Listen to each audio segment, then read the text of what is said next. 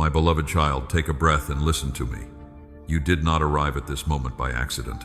You are not sitting here because life randomly pushed you into this message. I guided your heart here because there is something I want to awaken inside you, something you have carried for a long time, but have almost forgotten beneath pressure, disappointment, and noise. You have wondered why certain doors closed. You have asked why some people left.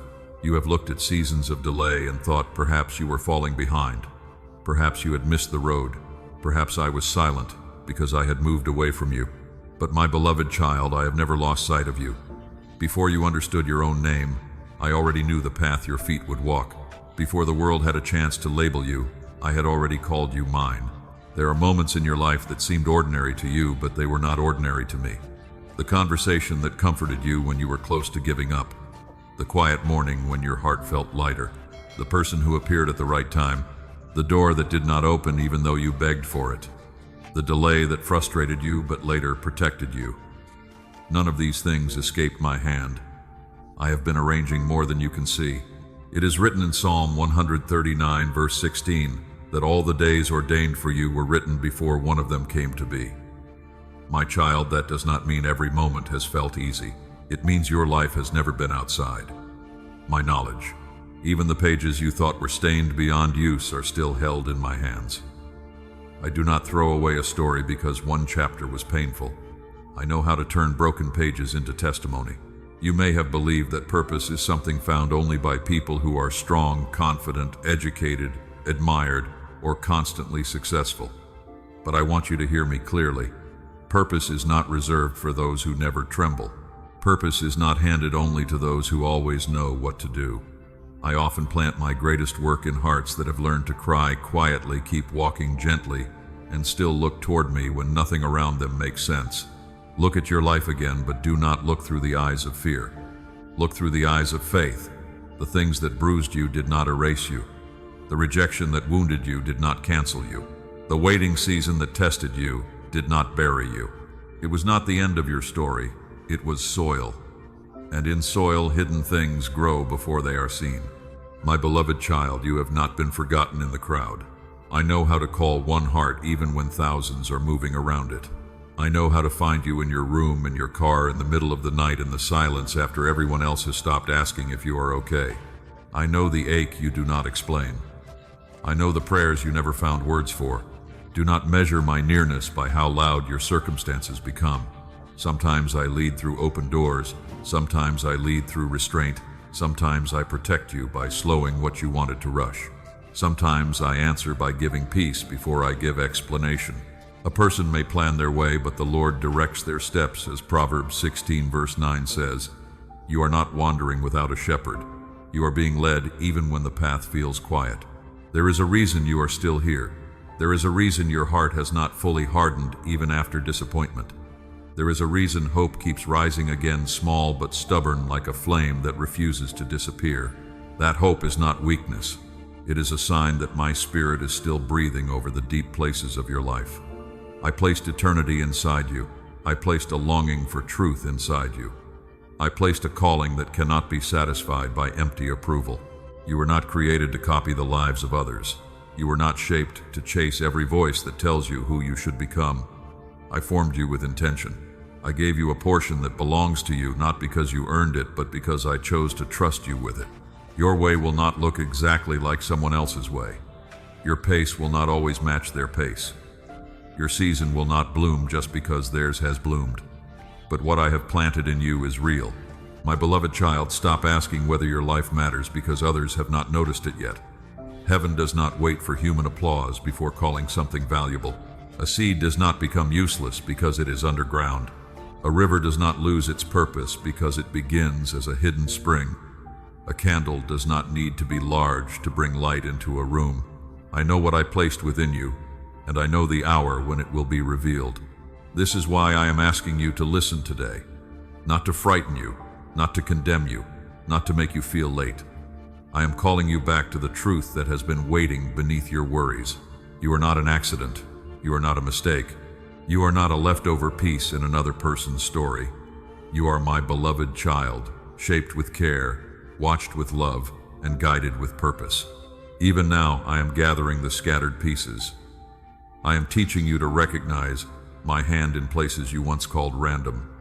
I am softening the places that became guarded. I am giving meaning to memories you thought were wasted. And as you keep walking with me, you will begin to see that your life has been held together by grace more than you realized. So lift your heart, my beloved child. Do not rush past this moment. Receive what I am speaking over you. You are here because I wanted your heart to hear again that I am near. I am not finished with you. I have not misplaced your name. I have not forgotten the promise. Walk with me from this point forward, not as someone lost, but as someone lovingly led. And as you continue listening, I will show you step by step why this moment was never an accident. My beloved child, as you receive the truth that this moment was not an accident, I want you to let another truth settle even deeper within you. You do not need to run trying to discover who you are. You do not need to chase every voice, every opinion, hoping one of them will tell you why you are here. I placed purpose inside you before you had language to name it.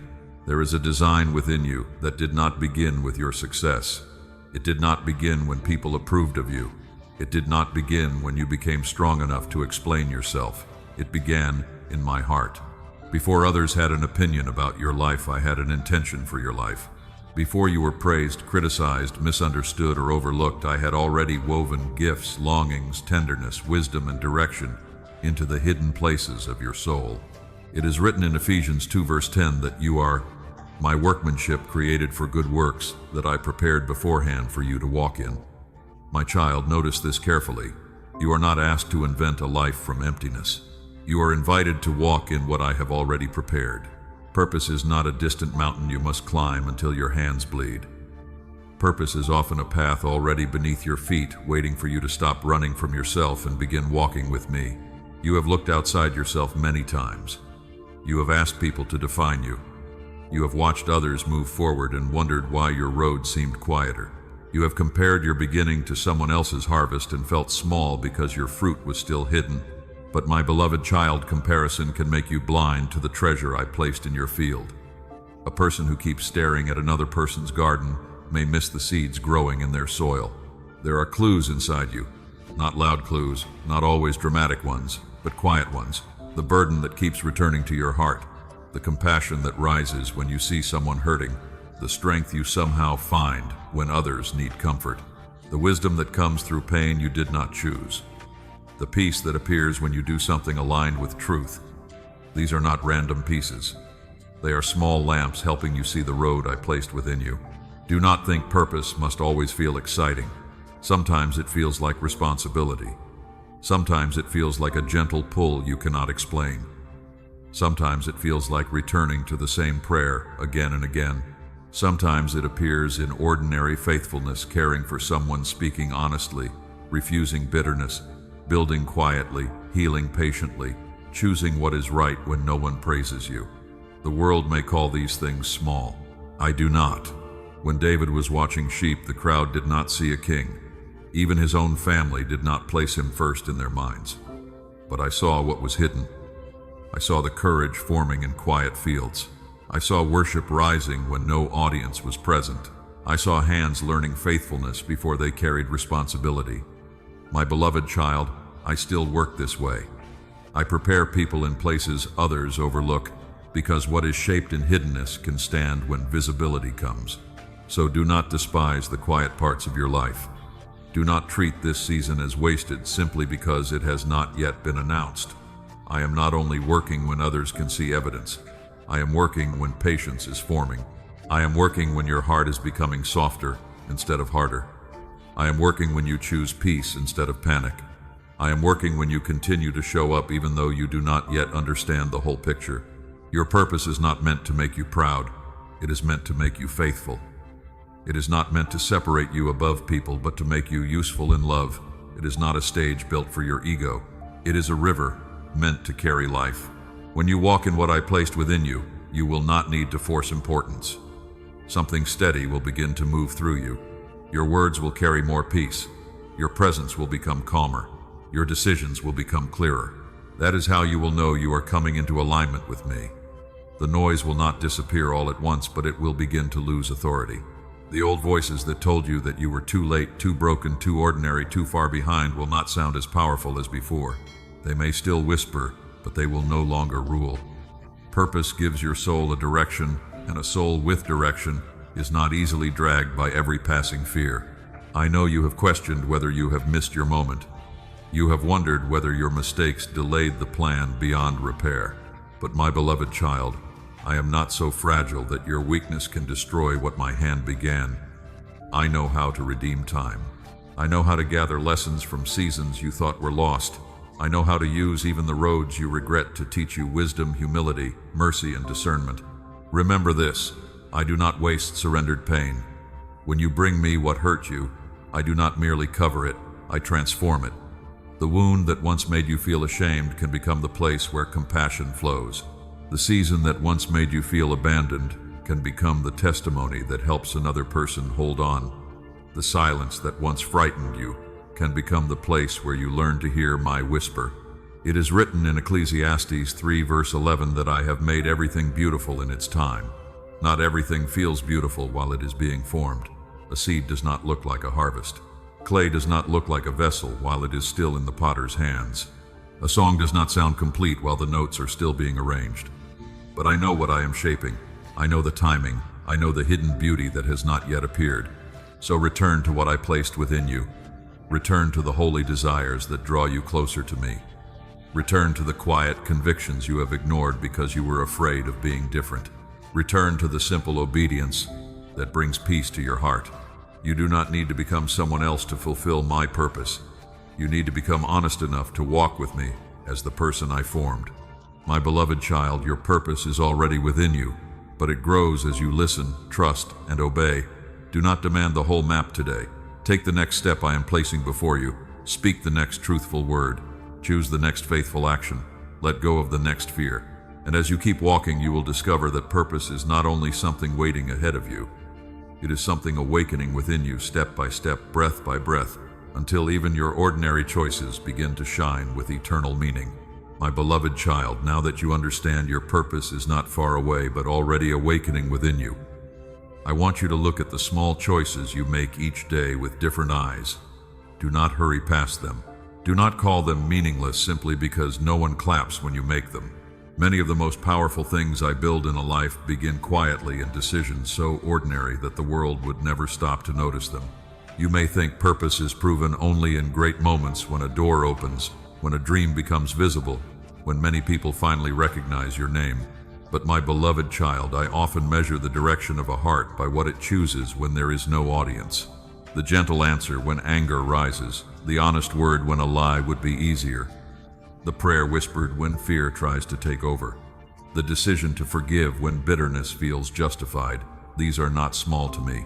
Scripture teaches in Luke 16 verse 10 that the one who is faithful in little things can be trusted with greater things. I want you to hear that not as pressure but as comfort. I am not asking you to become great overnight. I am inviting you to become faithful today. One choice, one response, one act of love, one moment of restraint, one step in the right direction when the old path tries to pull you back. You have wondered whether your quiet obedience matters. You have asked whether it makes any difference when you choose patience, when you refuse to answer cruelty with cruelty, when you hold your tongue when you do what is right, even though it costs you comfort. My beloved child, heaven sees the places where people do not look. I see what happens inside you before anything appears outside you. Every faithful choice is like a stone placed into a foundation. One stone may seem small in your hand, but stone upon stone becomes a house that can stand through wind. One kind word may seem small, but it can keep another heart from collapsing. One quiet prayer may seem small, but it can open space for peace to enter a room. One honest decision may seem small, but it can break a pattern from the past. Do not believe the lie that only dramatic acts carry spiritual weight. A life is not shaped only by turning points. It is shaped by daily direction. A river does not carve a valley in one moment. It does so by continuing to flow. Light does not fill a room by shouting. It fills the room simply by remaining present. In the same way, your small faithful choices are shaping the character within you. Remember Ruth. She did not understand everything that would come from her decision to stay faithful. She did not see the whole story. She did not know every blessing that would one day flow through her life. She simply chose loyalty, humility in the place before her. She walked one field at a time. She gathered what was available. She trusted, and through quiet faithfulness, I opened a path she could not have designed by herself. So when you are tempted to despise the simple place where you are, pause and look again. There may be holy ground beneath your ordinary routine. The meal prepared with love. The message sent to encourage someone. The apology offered before pride becomes hard. The hour spent caring for what I have placed in your hands. The decision to rest instead of punish your body. These moments are not interruptions to your purpose. Many of them are your purpose. My beloved child, I know your heart sometimes grows tired because you want to see results. You want proof that your effort is becoming something. You want to know that the seeds you are planting are not disappearing into empty ground. But seed does not shout while it grows. Roots do not announce themselves while they deepen. The hidden work is still work. The unseen movement is still movement. What is buried with faith is not lost. It is being prepared. Galatians 6 verse 9 reminds you not to grow weary in doing good because a harvest comes in the right season. That means there is a season when you sow without seeing. There is a season when you water without applause. There is a season when you remain faithful while your emotions are asking for evidence. But if you do not give up, the quiet obedience of today will become the strength, wisdom, and fruit of tomorrow. I am not overlooking you. I am not ignoring the days when you choose peace while your heart is heavy. I am not dismissing the nights when you pray even though your voice trembles. I am not forgetting the times when you bless someone who cannot repay you. These choices form something within you that cannot be purchased by success. They form steadiness, they form purity, they form compassion, they form a spirit that knows how to return to me again and again. Sometimes the faithful choice is visible. Sometimes it is completely hidden. Sometimes it is saying yes. Sometimes it is saying no. Sometimes it is moving forward. Sometimes it is waiting without letting your heart become bitter. Sometimes it is serving. Sometimes it is stepping away from what keeps damaging your soul. Do not judge the value of obedience by how impressive it looks. Judge it by whether it keeps your heart close to me. My beloved child, small choices are where identity becomes practice. It is easy to say you trust me when everything is calm, but trust becomes real when you choose not to panic. Love becomes real when you choose patience with someone difficult. Faith becomes real when you keep walking before the road is fully clear. Light becomes real when you refuse to let darkness decide your response. And this is why your life is becoming stronger than you realize. Not because every problem has disappeared, but because you are learning to choose differently inside the problem. You are learning to pause before reacting. You are learning to listen before speaking. You are learning to let my spirit guide you where old wounds once guided you. That is growth. That is healing. That is purpose, becoming visible through daily life. So keep choosing what is good even when it feels unnoticed. Keep forgiving without letting people misuse you. Keep speaking truth with gentleness. Keep returning to prayer when anxiety rises. Keep planting seeds of kindness, courage, honesty, and faith. None of it is wasted. I am gathering every hidden act into the story I am writing through you. And as you continue in these small choices, something will begin to shine clearly. The light I placed within you will no longer feel buried beneath fear, shame, or confusion. It will rise through your words, your silence, your courage, your mercy, and your steady steps. Stay close to me, my beloved child, because in the place ahead I will remind you that this light within you has never gone out. My beloved child, as your small faithful choices begin to shape your days, I want you to understand what those choices are revealing. They are not creating light from nothing. They are uncovering what I placed within you long before shame tried to cover it, before disappointment tried to silence it, before fear taught you to hide. The light within you has never gone out. You may not always feel it.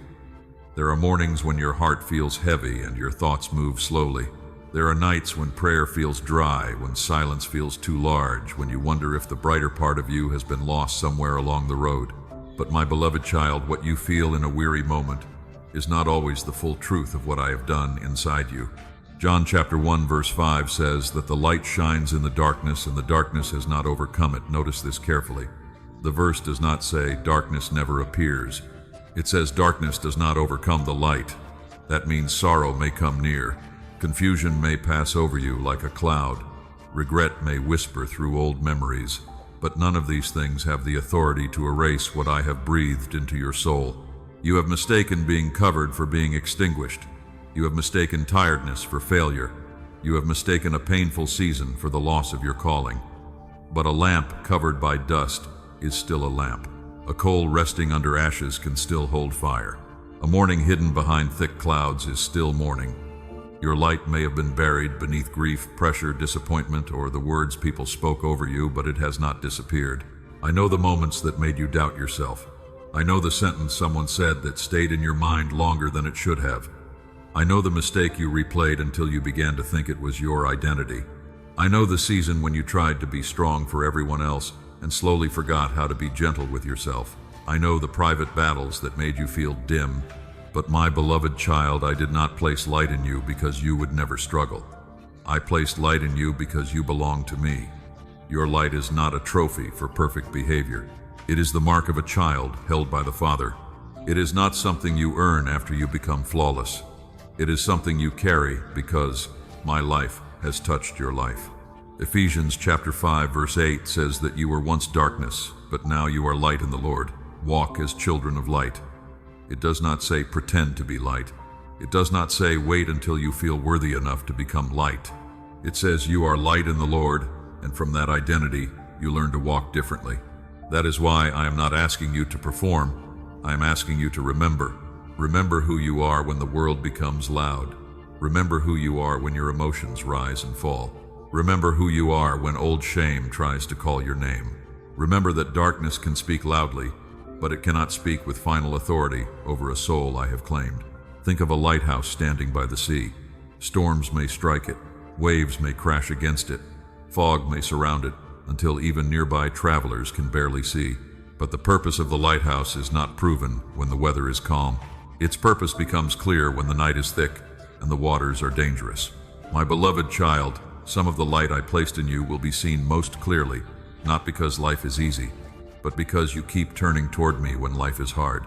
Do not be ashamed of the cracks in your story. Light often shines through places you once tried to hide. I can use the tender place, the humbled place, the place that taught you compassion. I can make your scars speak hope without letting them define you. What wounded you does not have to own you. When it is brought into my hands, it can become a window through which mercy reaches someone else. Remember the blind man whom my son met along the road. Others looked at him and asked questions about fault and blame. They saw a problem to explain. But my son saw a place where the works of God could be revealed. After the man washed, his eyes were opened, and what people had judged became a testimony of light. My beloved child, I can still reveal glory in the very places where others saw only limitation. So stop agreeing with every voice that says you are too damaged, too late, too inconsistent, too ordinary, or too weak. Those voices are not your shepherd. They do not know what I placed within you. They only measure the outside. I look deeper. I see the flame that still responds when truth is spoken. I see the tenderness that survived disappointment. I see the faith that still rises, even if it rises with tears in its eyes. The light within you grows clearer when you live truthfully. Not loudly, not proudly, truthfully. When you stop wearing masks to keep everyone comfortable. When you confess that you need help instead of pretending you are unshaken. When you choose what is right, even though your emotions want another path. When you let forgiveness loosen the chains bitterness tried to place around your heart. In these moments, your light is not being invented. It is being revealed. You do not need to make yourself shine by force. Stay near me. Let my word steady you. Let my spirit breathe over the places that feel cold. Let my love reach the corners you have kept closed. A branch does not bear fruit by shouting at itself. It bears fruit by staying connected to the vine. In the same way, light flows through you as you abide in me. My beloved child, do not fear the days when your flame feels small. A small flame can still break darkness. A quiet yes can still change direction. A gentle heart can still carry heaven. I will not crush the bruised reed, and I will not put out the smoldering wick. I restore, I renew, I breathe again on what others thought was finished. Let this truth settle within you today. You are not trying to borrow light from another life. You are learning to uncover the light I entrusted to your life, and in the next step you will see why you do not need to become anyone else. So lift your eyes. The light in you has not gone out. It has been guarded through storms, hidden through seasons, and preserved by my hand. As you keep choosing faithfulness, that light will rise with greater clarity, and soon you will see that you do not need to become someone else in order to shine. You only need to return to the truth of who you already are in me. My beloved child, as the truth settles in you that your light has never gone out, I want you to release another burden you have carried for too long. You do not need to become someone else in order to be loved by me. You do not need to reshape your soul into the image of another person, copy another journey, borrow another voice, or wear a life that was never designed for you. I know you have tried. You have watched others and wondered if you should be more like them, more confident, more polished, more successful, more spiritual in the way they appear to be. You have measured your quiet growth against someone else's public season and felt as though you were falling behind. But my beloved child, comparison is a heavy garment. It does not fit you, and it was never meant to cover your heart. I did not create you as a second version of another person. I formed you with intention. Your tenderness was not a mistake. Your sensitivity was not an accident. Your way of noticing what others miss is not weakness. Your slower pace in certain seasons is not failure. Even the parts of you that you once tried to hide can become places where my grace speaks clearly. It is written in Isaiah chapter 43, verse 1. I have called you by name, you are mine. Notice that. My child, I did not call you by someone else's name. I called you by your name. I know the shape of your heart. I know the rhythm of your thoughts.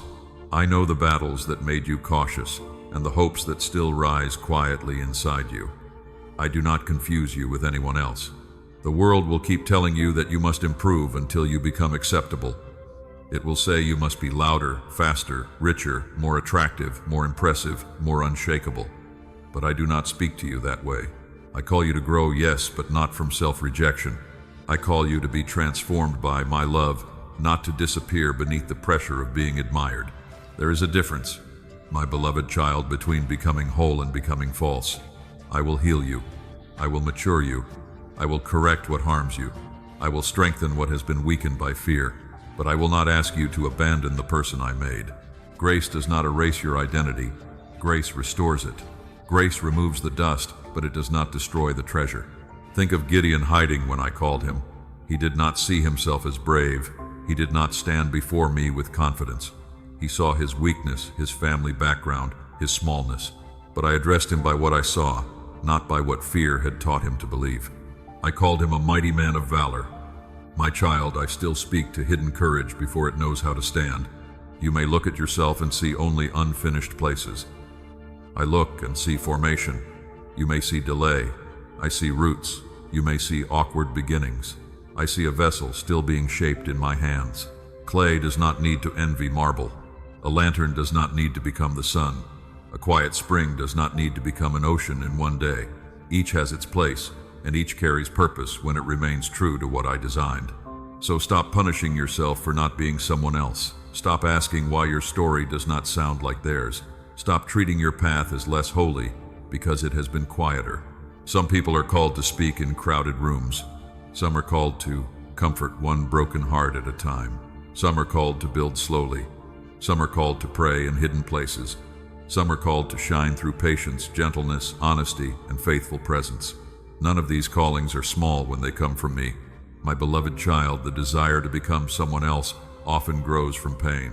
Someone rejected the real you, so you began editing yourself. Someone misunderstood your heart, so you learned to silence it. Someone praised only the strongest parts of you, so you hid the tender parts. But I saw what happened. I saw when you began believing that acceptance required performance. I saw when your smile became armor. Come back to me as you are. Not as the version you created to survive, not as the image you think people will approve. Come back with the honest heart, the tired heart, the hopeful heart, the confused heart, the heart still learning how to trust. I am not frightened by your unfinished places. I am the potter. I know how to hold what is soft, mend what is cracked, and shape what is willing. Romans chapter 12, verse 2 speaks of being transformed by the renewing of your mind. This transformation is not about copying the world. It is about letting me teach you how to see yourself truthfully. When your mind is renewed, you stop calling yourself worthless because someone failed to value you. You stop calling yourself late because someone else arrived sooner. You stop calling yourself weak because you still need my help. You begin to understand that needing me is not a flaw. It is the doorway into strength. Do not be afraid of your own becoming. I am not rushing you into a costume that does not belong to you. I am patiently drawing out what I planted from the beginning. The courage beneath your fear, the wisdom beneath your pain, the mercy beneath your tears, the steadiness beneath your trembling, the light beneath the dust. As you walk with me, things will fall away. The need to please everyone, the fear of being overlooked, the pressure to prove you deserve space, the habit of shrinking your voice around people who do not understand your spirit. These things will loosen not because you became hard, but because you became rooted. My beloved child, you do not need to be impressive to be useful. You do not need to be perfect to be loved. You do not need to be identical to another person to be chosen. Let me make you whole, not artificial. Let me make you strong, not cold. Let me make you humble, not small. Let me make you clear, not proud. The more you stop pretending, the more my light will move through you freely. The more you stop fighting your own design, the more peace will settle in your steps. And as peace settles, you will begin to see why I placed you where you are. Your life is not meant to imitate another light. It is meant to shine in the place I have appointed. So stand in the truth, my beloved child. You are not unfinished in a way that disqualifies you. You are being formed in a way that prepares you. And as you stop trying to become someone else, you will be ready to understand why the light I placed in you must shine exactly where you are. My beloved child, now that you are no longer fighting to become someone else, I want you to understand why I placed my light within the life you actually have. Not the life you imagined you would have by now. Not the life someone else is living. Not the life you think would make you more acceptable. This life, this season, this place, these people, these ordinary rooms you walk through each day are not outside my purpose. Your light must shine where you are. Do not wait for a perfect environment before you live truthfully. Do not wait until every wound has disappeared before you speak with kindness. Do not wait until you feel completely strong before you... I know where you are. I know the house you return to. I know the faces you see. I know the work that tires you, the responsibilities that stretch you, the conversations that test your patience, and the silent moments when you wonder if your presence matters at all. It matters. Matthew chapter 5 verse 14 says that you are the light of the world. My beloved child, this is not a future title only for the day you feel ready. It is an identity I speak over you now. A lamp does not ask whether the whole city notices it. It simply gives light to the room where it has been placed. In the same way, I am not asking you to illuminate places I have not called you to carry. I am asking you to be faithful with the space before you. You may think your current place is too small for purpose. You may think your family is too complicated, your job too ordinary, your influence too limited, your voice too quiet. But light does not need a large stage to be real. A single candle beside a bed can comfort a frightened child. A porch light can guide someone home. A small flame in a cold room can remind the weary that warmth is still possible. So do not despise the small circle around you. There are people near you who need the peace I am forming in you. There are hearts that need your patience more than your advice. There are rooms that need your gentleness more than your arguments. There are situations that need your honesty, your mercy, your calm refusal to become bitter. You do not always see what changes when you walk in my light, but I see it. Sometimes your light shines through words. Sometimes it shines through silence. Sometimes it shines when you apologize first. Sometimes it shines when you do not repay disrespect with disrespect. Sometimes it shines when you encourage someone who secretly feels forgotten. Sometimes it shines when you refuse to join a conversation that pulls others down. These moments may feel small, but they change the atmosphere. My beloved child, darkness often works by making people believe nothing can change. It whispers that anger must answer. Anger that pain must create more pain, that rejection must harden the heart, that fear must control the next decision. But when you choose differently, even in one small moment, light enters that pattern. You become a doorway through which grace steps into a place that expected only more of the same. Remember Esther. She did not choose every detail of her position. She did not understand every danger surrounding her. Yet there came a moment when she realized that where she stood had meaning. She was not placed there merely for comfort, beauty, or safety. She was there for a time appointed by me. My beloved child, I am not telling you that your situation is identical to hers. I am reminding you that placement can be sacred even when it feels uncertain. You have asked me to use you, but sometimes you overlook the first place I want to use you, your daily life. The way you answer when you are tired, the way you treat someone who cannot benefit you, the way you carry peace into a tense room, the way you stay honest when dishonesty would be easier, the way you keep tenderness alive when life has given you reasons to close your heart. That is light. You do not need to force it. You need to remain connected to me. John chapter 15 verse 5 says that whoever abides in me bears much fruit. Fruit does not appear because a branch tries to impress the tree. Fruit grows because the branch remains connected to the vine. Stay close to me, and your light will not become performance. It will become overflow. Your kindness will not be an act. Your courage will not be a mask. Your peace will not be pretend. I know there will be days when shining feels costly. There will be moments when being truthful makes you feel alone. There will be times when your gentleness is misunderstood as weakness. There will be people who do not know what to do with a heart that refuses to become dark in response to darkness, but do not let that make you hide. I did not place light in you so you would cover it out of fear. Let your light shine before others. Matthew chapter 5 verse 16 says, so they may see your good works and glorify your Father in heaven. Notice, my child, the glory does not belong to your performance. It returns to me. Your life becomes a window, not a monument to yourself. When people encounter patience that does not make sense, mercy that is not cheap, courage that is not arrogant, and peace that is not fragile, they are touching something deeper than human effort. Still, I want you to understand this gently. Shining does not mean letting people drain you without wisdom. It does not mean saying yes to everything. It does not mean ignoring boundaries, pretending pain does not matter, or allowing darkness to use your kindness against you. Light is not weakness. Light reveals truth. Light warms, but it also exposes. To shine where you are means to live with love and clarity together. There may be places where I ask you to stay and bring peace. There may be places where I ask you to step away because your presence is being misused. Trust me in both. Either way, do not surrender your light. Do not become cruel because others were cruel. Do not become false because others prefer to mask. Do not become silent when truth asks for a gentle voice. My beloved child, the place where you are now is not meaningless. I can use your kitchen, your workplace, your phone call, your quiet prayer, your patient breath, your honest choice, your small act of mercy. I can turn ordinary ground into holy ground when your heart is yielded to me. So shine there, not loudly, not proudly, faithfully. And as you shine where I have placed you, you will begin to understand deeper. Darkness is not only trying to cover your past, it fears what will happen when your future begins to walk in my light. My beloved child, as you let your light shine where I have placed you, I want you to understand why the resistance around you has often felt so strong. Darkness is not as concerned with the story you have already survived as it is with the story I am still writing through you. It is not terrified of your scars. It is terrified of what will happen when those scars no longer keep you silent. Your past has been used against you many times. Old mistakes have been brought back to your mind.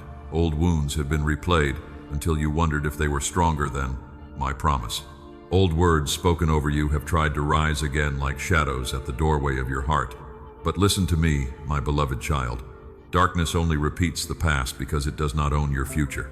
If it could truly stop what I placed in you, it would not need to keep reminding you of what hurt you. It would not need to whisper shame so often. It would not need to use fear to make you hesitate. Those voices return because something in you is rising. Something in you is beginning to believe again. Something in you is stepping out of hiding, and the enemy knows that a child who remembers they belong to me cannot be controlled the same way anymore. It is written in Isaiah chapter 43, verse 18 and verse 19, "Do not remember the former things, and behold, I am doing a new thing." My child, I do not say this because your past never mattered. I say it because your past is not allowed to become your prison. What happened may have shaped lessons in you, but it does not have permission to become your master. I am doing a new thing, even if it begins quietly. You may still carry memories that make your chest tighten. You may still remember seasons when you made choices you regret. You may still wonder how I could use a life that has been through so many interruptions. But I want you to look at those memories differently. They are not proof that you are disqualified. They are evidence of places where my grace has kept you alive, kept you breathing, and kept calling you back when you could have stayed lost. Remember Peter. He denied my son in a moment of fear. He wept bitterly because he knew he had failed. If the past had the final word, Peter's story would have ended there in shame and regret. But I did not finish with him at the fire where he denied. I restored him near another fire, and I gave him work to do. Feed my sheep. My beloved child, restoration can speak louder than failure. That is what darkness fears. Not that you never fell, but that you are learning to rise with humility. Not that you were never wounded, but that you are letting me heal the wound instead of letting it rule you. Not that you have a spotless story, but that your story is becoming a testimony. A redeemed life carries a kind of light that argument cannot defeat. Do not let shame tell you that you must stay small because of where you have been. Shame always tries to shrink the future down to the size of the worst memory. It tells you to hide, to delay, to doubt, to apologize for existing. But my voice does not sound like shame. My voice convicts to restore. My voice corrects to heal. My voice calls you forward with truth and love together. My beloved child, I know the patterns that once trapped you. I know the fears that made you choose safety over obedience. I know the people whose rejection caused you to question your worth. I know the doors you tried to force open because you were afraid nothing better would come. I know all of it, and still, I am speaking life over what is ahead. The future I am leading you into does not require you to pretend the past never happened. It requires you to stop bowing to it. You can remember without returning. You can learn without living there. You can acknowledge pain without letting pain write the next chapter. The cross itself is proof that I can take what looked like defeat and turn it into the beginning of victory. Romans chapter 8 verse 28 says that I work all things together for good for those who love me and are called according to my purpose. All things does not mean only the clean parts. It means even the confusing parts, the delayed parts, the broken parts, the parts you would have never chosen. When surrendered to me, they can be woven into wisdom, mercy, strength, and direction. So when darkness points backward, look toward me. When it says, remember what you did, answer with, remember what God has redeemed. When it says, you will always be the same, answer with, the Spirit of the Lord is making me new. When it says, you are too late, answer with, my times are in the Father's hands. You do not need to argue loudly. A quiet agreement with my truth is enough to break the power of a lie. Your future will not be built by fear. It will be built by obedience, clarity, and trust. Step by step, you will begin to choose differently. You will no longer run back to what wounded you simply because it feels familiar. You will no longer silence your calling to keep others comfortable. You will no longer confuse temporary darkness with final authority. You will walk as one being led. And as you walk, my beloved child, the very places that once held you back will become signs of my faithfulness. The place of fear will become a place of courage.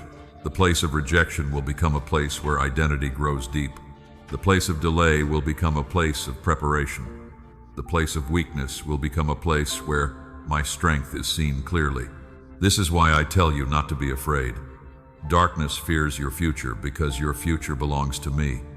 It fears the prayers you will pray with a healed heart. It fears the people you will encourage after I comfort you. It fears the obedience that will rise from your surrender. It fears the peace that will make you difficult to control. So keep walking forward.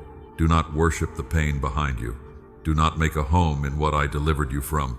Bring every memory into my light and let me show you what it can become in my hands. I am not leading you into pressure. I am leading you into purpose, and when you understand purpose rightly, you will see that it is not a heavy chain around your life. It is freedom, guidance, and peace opening before you. It is the clear path where your restored heart can finally breathe, follow, and become steady in the presence of my love again, day after faithful day. My beloved child, as you begin to see that your future is not owned by darkness, I want you to understand the path I am opening before you. Purpose in me is not another weight placed on your shoulders. It is not a demand that drains your breath. It is not a voice shouting that you must prove yourself before you are allowed to rest. purpose, when it comes from my heart, becomes freedom. You have often heard the word purpose and felt pressure. You thought it meant you had to become impressive, accomplish everything quickly, never feel confused, never slow down, never disappoint anyone, never need help. But my beloved child, that is not my voice. I do not call you into purpose to crush you. I call you into purpose to release you from living scattered, divided, and ruled by every passing fear. Where the Spirit of the Lord is, there is freedom, as it is written in 2 Corinthians chapter 3, verse 17. That freedom is not emptiness. It is not wandering without direction. It is the deep relief of finally walking in the path that agrees with your soul. A bird is not less free because it was made for the sky. A river is not trapped because it flows between banks. A heart is not burdened because it follows the one who knows where life is found. When you are outside your purpose, even success can feel heavy. You can be praised and still feel restless. You can be busy and still feel empty. You can be surrounded by options and still feel lost. But when your heart begins to align with what I placed within you, something changes. The road may still require effort, but the effort no longer feels like pretending. The steps may still stretch you, but they do not pull you away from yourself. My beloved child, I did not create purpose to become a prison. I created purpose to become a home for your obedience. In purpose, your yes becomes clearer, your no becomes cleaner. You stop chasing every invitation. You stop needing every person to understand you. You stop letting one rejection make you question the whole direction of your life. You begin to walk with a quiet certainty that does not need to shout. This does not mean you will never feel tired. It means your tiredness will no longer be tied to emptiness. There is a kind of weariness that comes from serving what is true, and there is a deeper exhaustion that comes from living against your design. I am teaching you to know the difference. I am teaching you to feel when peace is guiding you and when fear is driving you. My son said in Matthew chapter 11, verse 30, "My yoke is easy and my burden is light." Listen to that, my beloved child. He did not say there would be no yoke. He said the yoke that comes from him is not the same as the burdens the world places on you. The world loads you with comparison. I lead you with peace. The world tells you to perform. I invite you to abide. The world says run until you are admired. I say walk with me until you are whole. Remember Mary sitting at the feet of my son while Martha became troubled by many things. Martha was serving, but her heart was pulled in many directions. Mary chose the better portion by remaining near, listening and receiving. My beloved child, this is not a lesson against work. It is a lesson about order. When your doing flows from my presence, it carries life.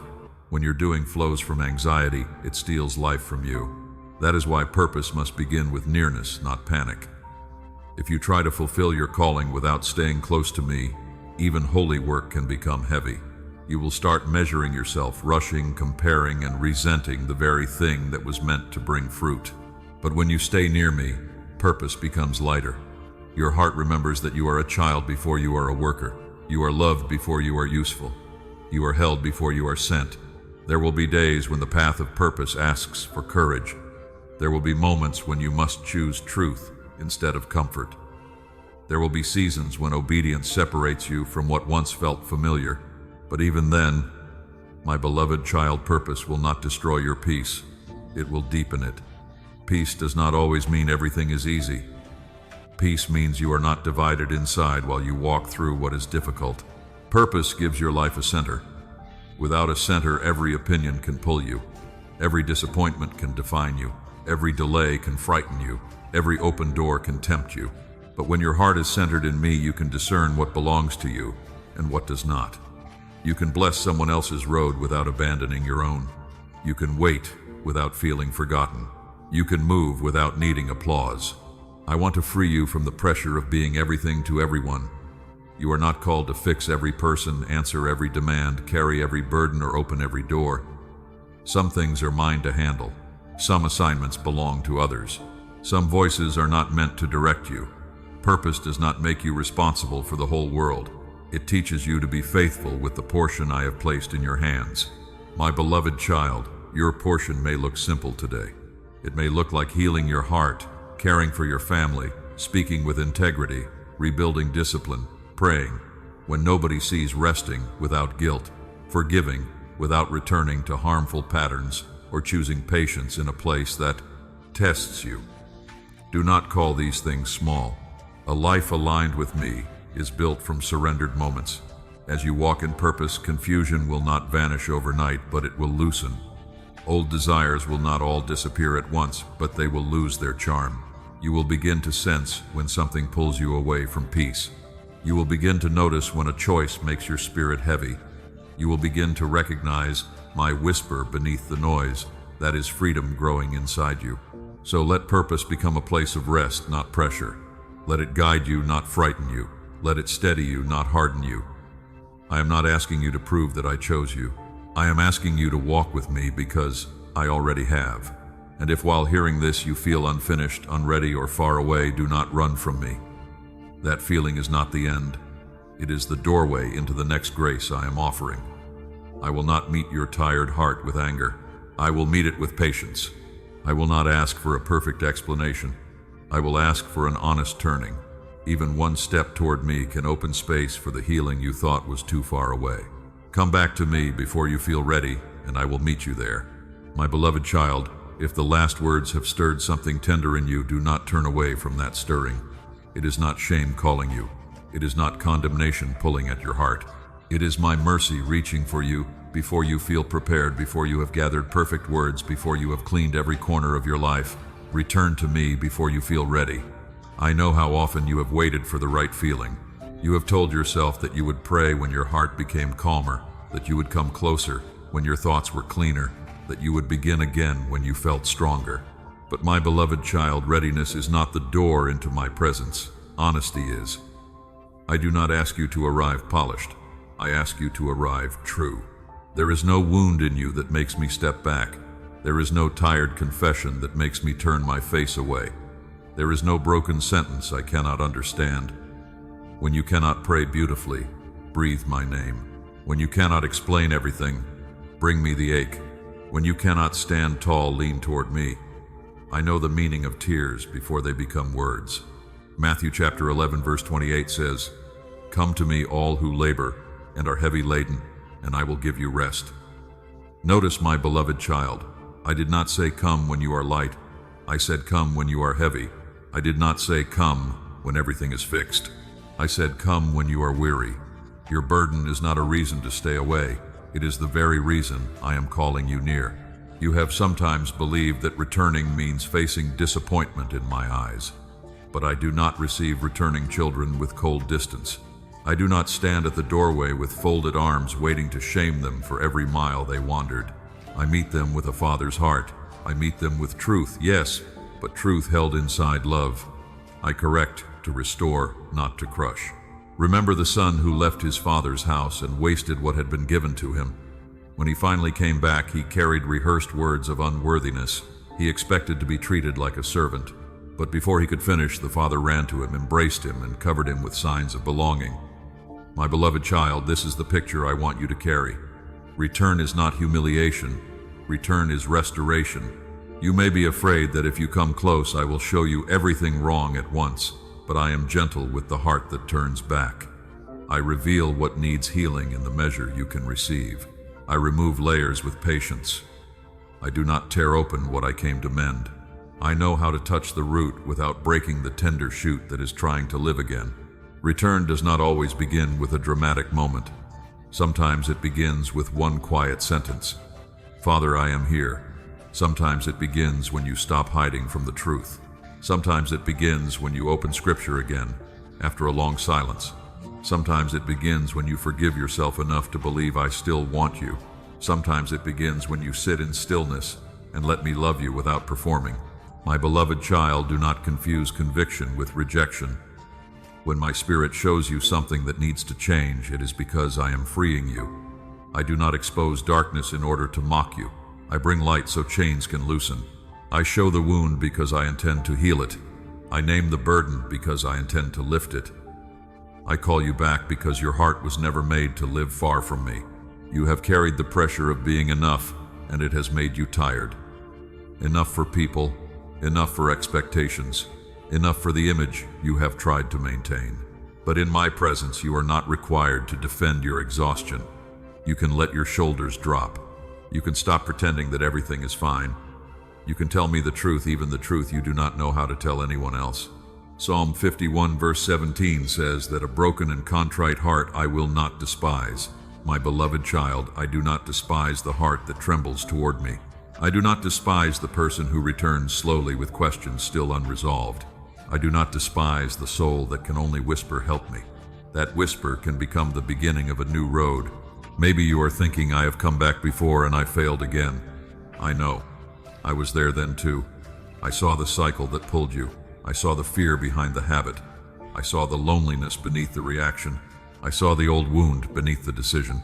I am not excusing what harms you, but I am telling you, I understand the roots. Bring me the roots, and I will not merely trim the branches. Return is not only turning away from what is wrong, it is turning back toward the one who is life. If you only focus on leaving the old place, you may become exhausted by self-effort. But when you turn your face toward me, my light begins to draw you forward. Love becomes stronger than the chain. Peace becomes more desirable than the pattern. My voice becomes clearer than the noise that once controlled you. Do not wait until you feel worthy. Worthiness is not something you manufacture at the door. I have already placed your worth in my love. You come because I am good, not because you have finally become flawless. You come because my mercy is wider than your wandering. You come because the cross has already spoken a word stronger than accusation. My beloved child, even now I am making room for your return. I am not far from you. I am near in the quiet breath, near in the softened heart, near in the desire to begin again. Take the step before you feel ready. Say the prayer before it sounds perfect. Open your heart before you understand the entire road. Do not be afraid that your return will be too small for me to honor. A turning heart to you, pressures to me. A single shio toward my voice matters more than 1,000 perfect promises. I will walk with you slowly, patiently, and faithfully until what once felt distant begins to feel like home again inside your spirit and your weary mind. And when you return, do not stop at the doorway. Come closer. Let me hold what you have been gripping. Let me lead where you have been striving. Returning brings you home, but surrender opens the rooms of healing within that home. So come back to me now, my beloved child, with your tired heart, your unfinished faith, and your honest need. I will meet you gently, and from this place of return, I will teach you how surrender becomes the doorway into freedom. My beloved child, now that you have heard my invitation to return, I want to lead you one step deeper. Coming home brings you near, but surrender lets me heal the places you have been guarding. Return says, Father, I am here. Surrender says, Father, you may hold what I can no longer carry.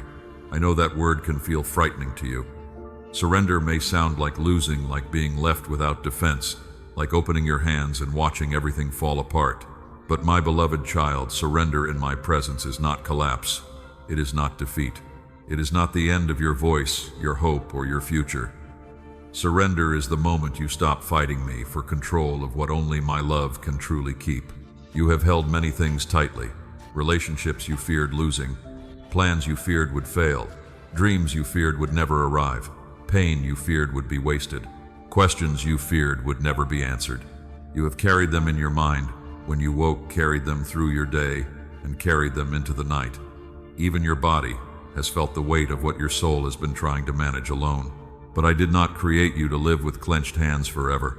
I created you to receive, to trust, to walk with me, and to rest in my care. 1 Peter chapter 5 verse 7 says, to cast all your anxiety on me, because I care for you.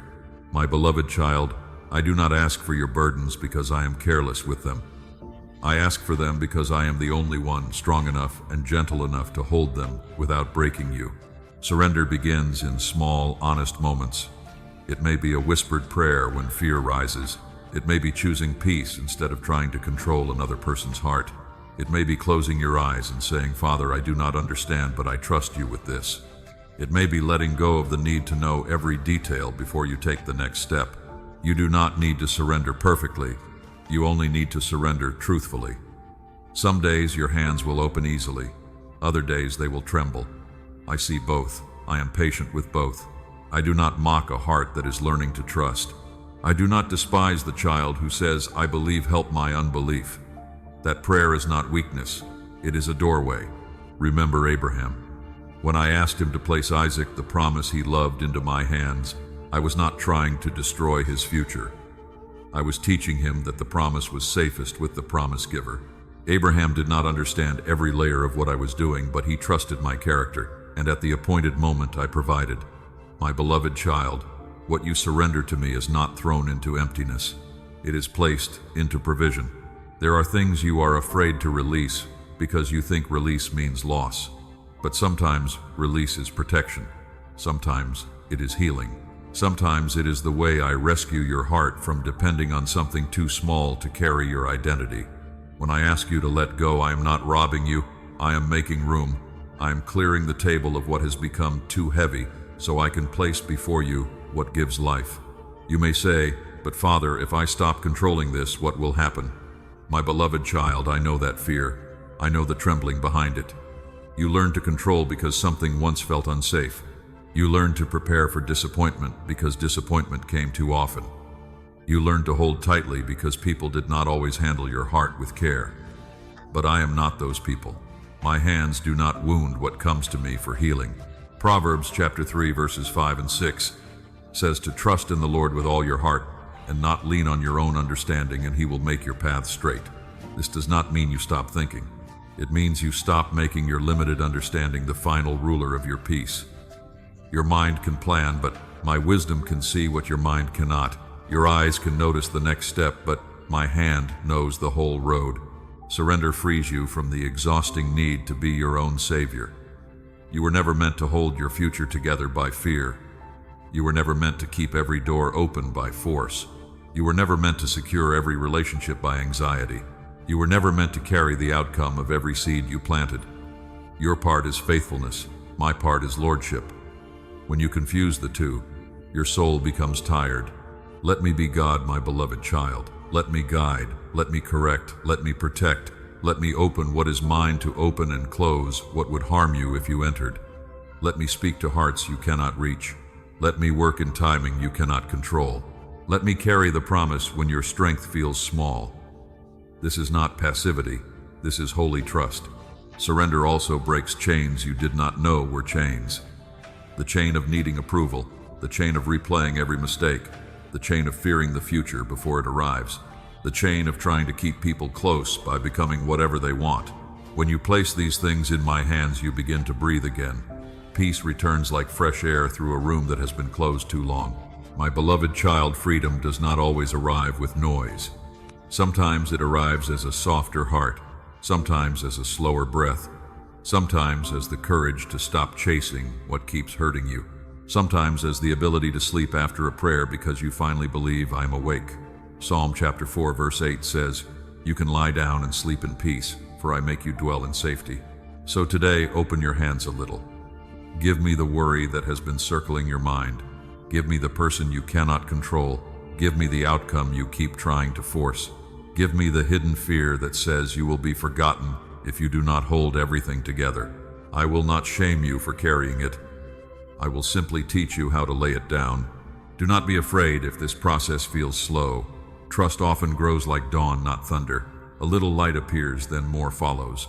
Each time you release one worry, one demand, one fear, your soul learns the language of freedom, and my peace finds more room within you again today. And as you surrender, you will begin to see that freedom is not far away. It begins the moment your heart stops wrestling against my care. It grows when you choose my voice over fear. It deepens when you obey the small instruction I place before you. Return brought you near. Surrender opens the door. And now, my beloved child, I will show you how obedience begins with one small yes. My beloved child, after surrender opens the door of your heart. Obedience is the first step you take through that door. Not the kind of obedience that is born from fear, not the kind that makes you feel chained or watched with harsh eyes, but the kind that rises when you begin to trust that my way is life. Obedience begins with a small yes. You may think obedience must always look large, dramatic, and impossible. You may imagine it as a giant leap, a sacrifice too heavy for your hands, a command that takes everything from you at once.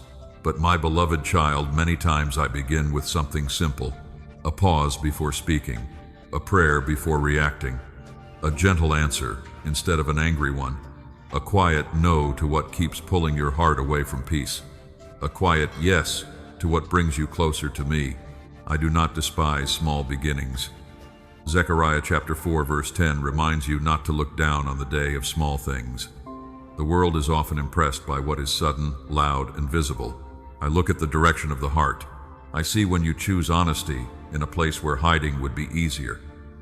I see when you forgive without pretending the wound did not matter. I see when you take one step toward healing, even though your feelings are still trembling. My beloved child, obedience is not first about movement of the feet. It is about movement of the heart. Before the action is seen, there is a turning inside you, a willingness, a softening, a moment when you say, Father, I do not fully understand, but I trust you enough to follow this next instruction. That small yes becomes a seed, and from that seed a new path begins to grow. Remember Samuel when he was still young. He did not know everything about my voice. He did not yet understand the full weight of the calling ahead. But when I called him in the night, he learned to answer, Speak, Lord, for your servant is listening. My beloved child, that is often where obedience begins. Not with complete understanding, but with a listening heart. You have asked me for direction, and sometimes you expected a full map. But I often give the next step before I reveal the next season. If I showed you everything at once, fear might make you freeze, or pride might make you run ahead. So I guide you step by step. I place one instruction in front of you, not to limit you, but to teach you how to walk with me. Sometimes the small yes is to rest. Sometimes it is to apologize. Sometimes it is to stop chasing someone who keeps wounding you. Sometimes it is to open your Bible again. Sometimes it is to put down the phone and sit quietly with me. Sometimes it is to serve someone without needing recognition. Sometimes it is to speak the truth with love. Sometimes it is to remain silent because the argument would only feed the darkness. Do not make obedience complicated when I am making it clear. You already know some of the next steps I have whispered to your heart. Not all of them, but some. There is one habit I have been gently asking you to release. There is one wound I have been inviting you to bring into the light. There is one act of kindness I have placed before you. There is one boundary you know would protect your peace. Begin there. My beloved child, the enemy wants you to believe that because you cannot do everything, you should do nothing. That is a lie. One small yes matters. One obedient step changes the direction of the road. A ship can turn because of a small rudder. A life can turn because of one surrendered decision. Do not wait until you feel strong enough to obey perfectly. Obey with the strength you have, and I will meet you with the strength you need. John chapter 14 verse 15 says, If you love me, keep my commandments. I want you to hear this through the sound of love, not pressure. Obedience is not a payment for my affection. It is the language of a heart that has begun to trust my affection. You do not obey, so I will finally love you. You obey because my love has already reached you, and you are learning to walk in the safety of that love. There will be moments when obedience feels costly. The old pattern may protest. Your pride may resist. Your fear may ask for more proof. People may not understand why you are choosing differently. But my beloved child, obedience often feels uncomfortable before it feels free because it is pulling you out of a place that once controlled you. Do not confuse discomfort with danger. Sometimes discomfort is the sound of chains loosening. When you say yes to me, you are also saying no to what has been stealing from you. Yes to peace means no to needless chaos. Yes to truth means no to hiding. Yes to forgiveness means no to bitterness ruling your heart. Yes to rest means no to the lie that your worth depends on exhaustion. Yes to my timing means no to panic. Every holy yes carries a holy no within it. I am not asking you to impress heaven. I am asking you to walk with me in the ordinary places where your character is being formed. Obedience in the quiet room matters. Obedience in the private thought matters. Obedience in how you treat the person who cannot repay you matters. Obedience in how you speak when you are tired matters. These small places are where freedom becomes real. My beloved child, do not be afraid that one step is not enough. One step is exactly how walking begins. I did not ask Israel to gather manna for every year in one morning. I provided what was needed for the day. In the same way, receive the grace for this step. This conversation, this choice, this breath, this moment, I am not asking you to carry tomorrow's obedience today. As you continue saying yes in small places, your hearing will become clearer. Your heart will become steadier. The voice of fear will still try to speak, but it will not sound like home anymore. You will begin to recognize the difference between my peace and the pressure of the world. You will begin to notice how obedience does not shrink your life. It opens it. So answer me gently today, not with a speech, but with a willing heart. Say yes to the light I am placing before you. Say yes to the correction that heals. Say yes to the peace that guides. Say yes to the next small step. And as you do, I will teach you something deeper. Some freedoms will come only when you stop gripping what was never yours to hold. Obedience will show you the step, and trust will teach you how to let go one faithful breath at a time today. My beloved child, as obedience teaches your heart to say yes, trust will also teach your hands to open. There are things you have been gripping for so long that your soul has begun to believe the weight is normal. But it is not normal to live every day as though the whole future depends on your control. Let go of what you cannot hold. I know this sounds difficult because you have loved, deeply hoped, honestly planned carefully, and tried to protect what mattered to you. You did not begin holding tightly because you wanted to distrust me.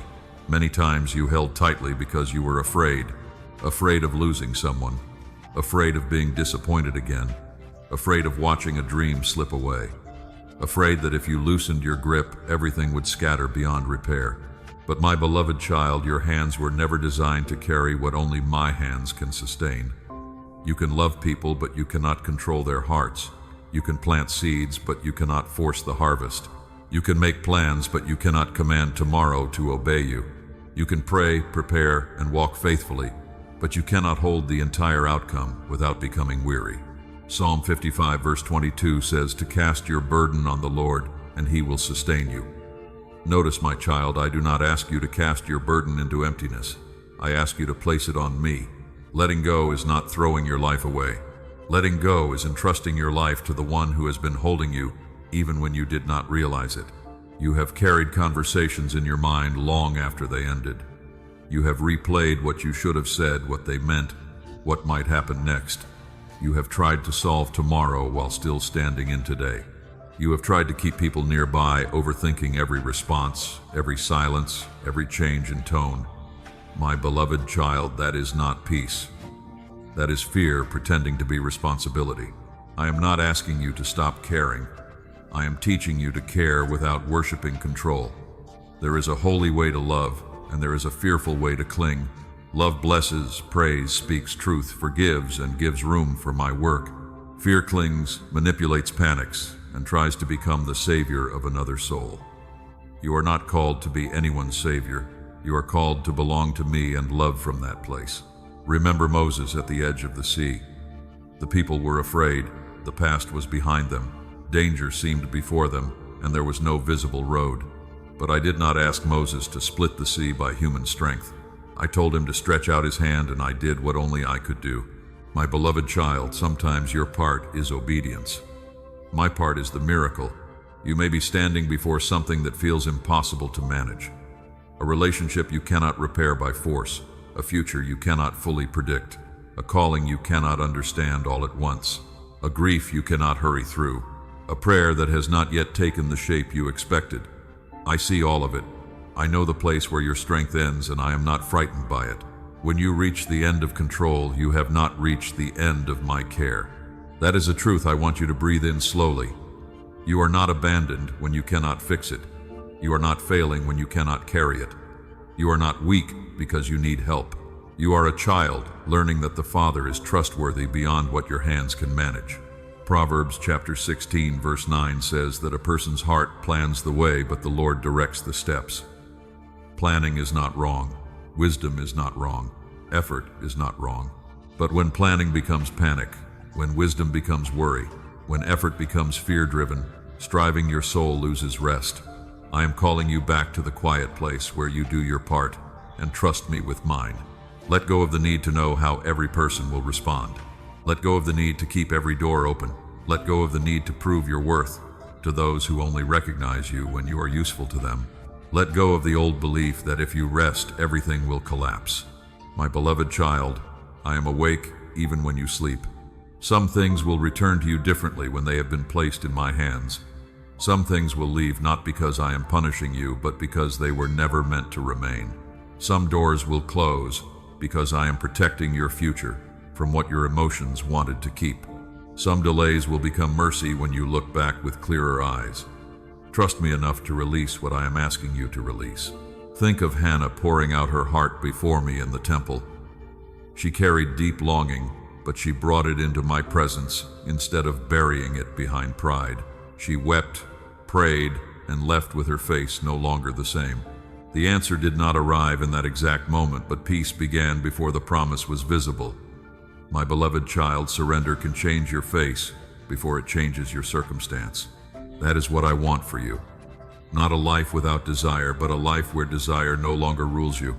Not a heart without dreams, but a heart that can place dreams in my hands. Not a mind without questions, but a mind that can rest because it knows my wisdom is larger than its understanding. Open your hands today.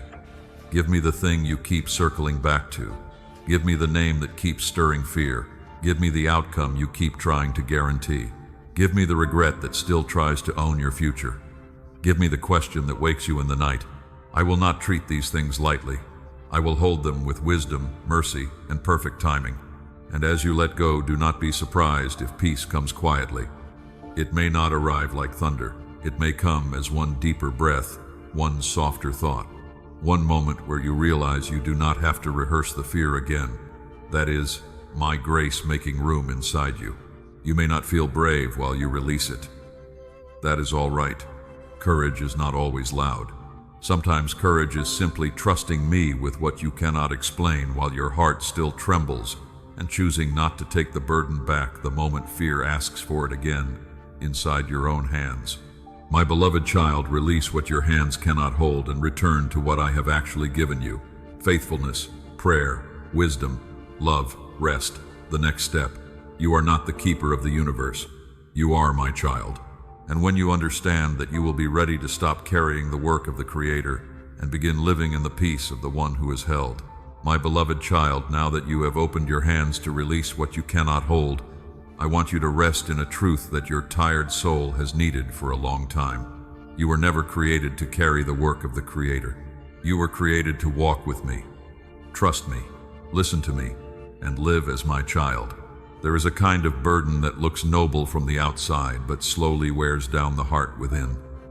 It is the burden of trying to keep everything alive by your own strength, trying to fix every person, trying to prevent every disappointment, trying to explain every silence, trying to force every promise to arrive on your schedule, trying to make sure no one falls, nothing breaks, and every road stays safe. My beloved child, that is not your assignment. That is my work. I know you care. I know your heart is not careless. I know you have carried responsibilities because you love deeply, because you do not want to fail, because you do not want others to hurt, because you are afraid that if you stop holding everything together, what matters may collapse. But love was never meant to turn you into a replacement for me. You can be faithful without becoming the foundation of all things. Psalm 127 verse 1 says that, "Unless the Lord builds the house, those who build it labor in vain." This does not mean your effort has no value. It means your effort must rest upon my strength. You may build, but I must be the builder beneath the building. You may watch, but I must be the guardian over the night. You may labor, but I must be the source that keeps your labor from becoming empty. There is freedom in knowing where your part ends and mine begins. Your part is to obey the light I give today. My part is to see what tomorrow needs. Your part is to speak truth with love. My part is to work in hearts you cannot control. Your part is to plant seeds with faith. My part is to send rain, give growth, and determine the season of fruit. You have been tired because you have been trying to do both parts. You have prayed but then taken the burden back. You have surrendered but then watched the outcome with anxious eyes. You have said, "Father, I trust you," while still quietly planning how to rescue everything if my timing did not match yours. I do not condemn you for this. I understand the fear underneath it, but I am calling you into a lighter way. My beloved child, let me be God in the places where you have been exhausting yourself. Let me be God over your future. Let me be God over the person you keep worrying about. Let me be God over the doors you cannot open. Let me be God over the healing that takes longer than you expected. Let me be God over the timing you cannot speed up. Jesus said in Matthew chapter 6, verse 27, "Which of you by worrying can add a single hour to his life?" I want you to hear that gently. Worry feels active, but it cannot create what only my power can bring. It can steal your rest, tighten your chest, cloud your thoughts, and make today feel heavier than it is. But worry cannot become wisdom unless it is brought into my presence. So bring it to me. The pressure to be strong for everyone, the secret fear of being needed and still not being enough, the habit of thinking ahead until your mind becomes crowded, the feeling that you must have an answer before you are allowed to breathe. Bring all of it. I am not asking you to deny responsibility. I am teaching you to carry responsibility with me instead of carrying it in my place. Think of Elijah after the fire fell and the victory was visible. Even a prophet who had seen my power became tired, afraid, and overwhelmed. He sat beneath a tree and felt he could go no farther. But I did not shame him for needing rest. I sent nourishment. I gave him sleep. I met him not with thunder first, but with care. My beloved child, even those who serve me need to receive from me. You are not more spiritual when you ignore your limits. You are not more faithful when you live exhausted. You are not proving love by refusing rest. A child who sleeps in the Father's house is not neglecting the house. That child is trusting the Father who watches over it. Psalm 121 says that the one who keeps you will neither slumber nor sleep. If I do not sleep, you do not have to stay awake in fear. There are things I will ask you to do. I will lead you to speak, to forgive, to build, to wait, to pray, to serve, to choose wisely. But I will not ask you to become the source. The branch is not the vine. The clay is not the potter. The sheep is not the shepherd. The child is not the father. When you accept your place, you do not become smaller. You become safe. My beloved child, stop confusing peace with laziness. Peace is not doing nothing. Peace is doing what I ask while trusting me with what only I can do. Peace is sending the message you are led to send, then leaving the heart of the receiver in my hands. Peace is working with diligence, then refusing to worship the result. Peace is caring deeply without letting fear sit on the throne. I am teaching you to live from dependence, not panic. Dependence is not weakness. It is the wisdom of staying connected to the source of life. A lamp does not feel ashamed because it needs oil. A field does not feel ashamed because it needs rain. Your heart does not need to be ashamed because it needs me. You were made to need me. So breathe, my beloved child. Let your shoulders lower. Let your mind grow quiet. Let the world be mine again. I am holding what you cannot see. I am working where you cannot reach. I am guiding what you cannot arrange. Your life is not sustained by your strain. It is sustained by my mercy. Nothing entrusted to me is neglected, and nothing released into my care is lost, because my hands know how to preserve what love began. Do the next faithful thing and let me carry the hidden weight. Pray and let me move. Rest and let me watch. Love and let me heal. Build and let me establish. Walk and let me guide. As you stop carrying the Creator's work, you will begin to notice something holy. In the quiet space that opens, my presence will become clearer. In the stillness you once feared, I will do what hurry could never do. And there, my beloved child, you will learn that I work deeply in quiet seasons. My beloved child, as you stop carrying what belongs to the Creator, a quiet space begins to open inside you. At first, that quiet may feel unfamiliar. You may even wonder if something is missing, because for so long your heart has been used to noise, pressure, planning, worrying, and trying to stay ahead of every possible pain. But do not fear the quiet. I am often working most deeply where the world hears nothing. There are seasons when nothing seems to move on the surface. The door has not opened. The answer has not arrived. The promise has not taken shape in the way you expected. You look around and think, Father, are you doing anything? My beloved child, I am doing more than your eyes can measure. Silence is not absence. Stillness is not neglect. Delay is not denial when your life is in my hands. Psalm 46 verse 10 says, "Be still and know that I am God." Notice this. It does not say, be still and understand everything. It says, be still and know. There is a knowing that comes deeper than explanation. There is a peace that rises before the circumstance changes.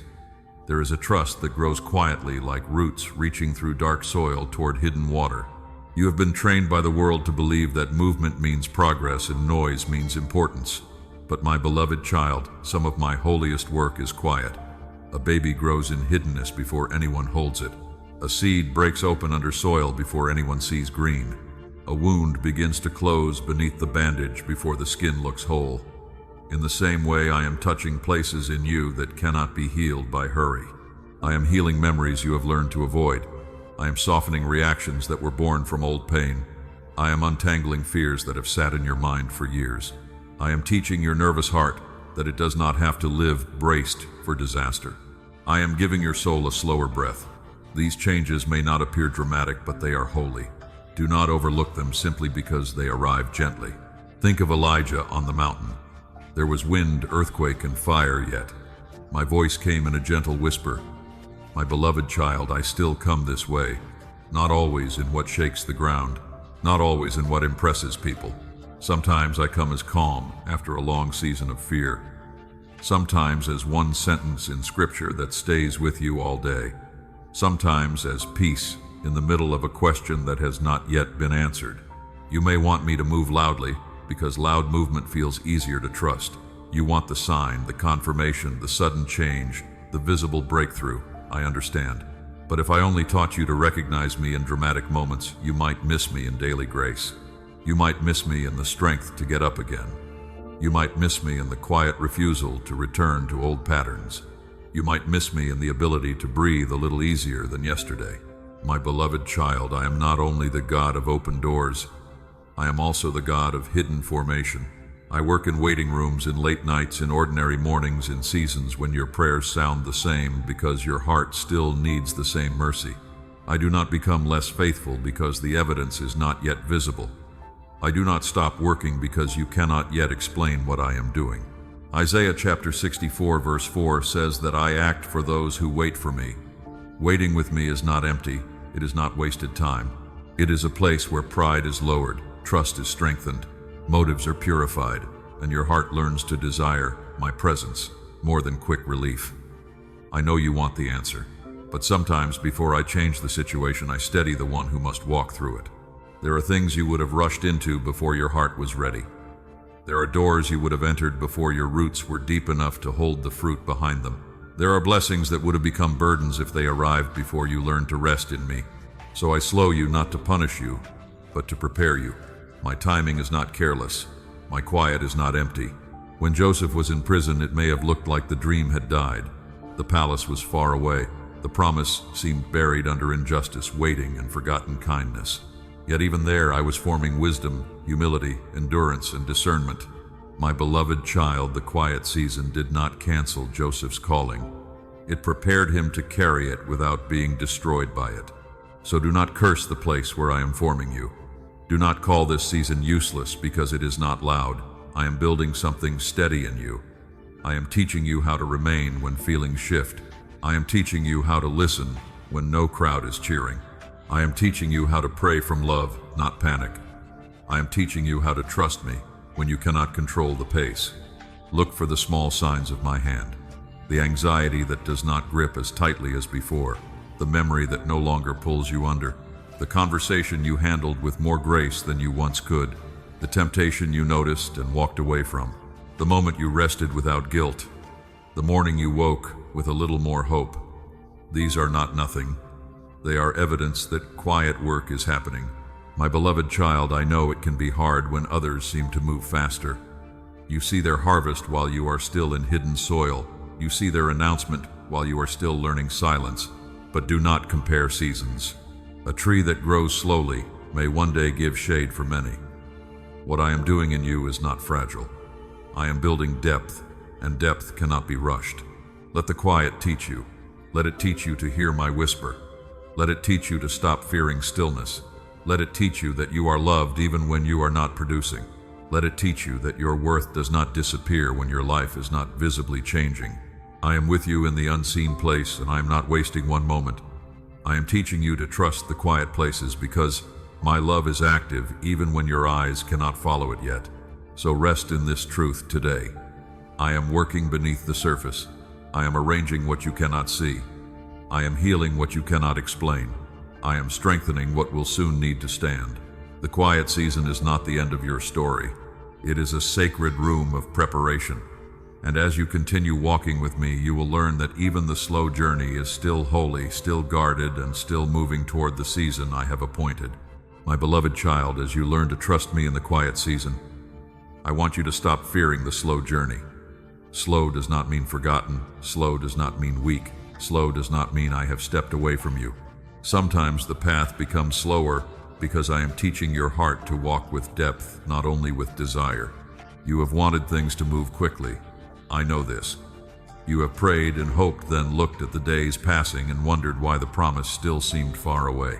You have watched other people arrive at places you are still praying about, and your heart has asked, Father, why not me? Why not now? Why does my road seem longer? My beloved child, I am not offended by your questions. I know the ache beneath them. You are not impatient because you are evil. You are tired because waiting can make the heart feel exposed. But I want you to hear me gently. I am not delaying you to disappoint you. I am slowing the journey to deepen what must be able to last. James chapter 5 verse 7 speaks of the farmer waiting for the precious fruit of the earth, patient until it receives the early and later rain. The farmer does not stand over the field in panic, demanding the seed to become fruit overnight. He trusts the process he cannot fully see. He knows that what is growing underground still matters even before the harvest appears above the soil. This is what I am teaching you. You are not merely waiting for something. You are becoming someone while you wait.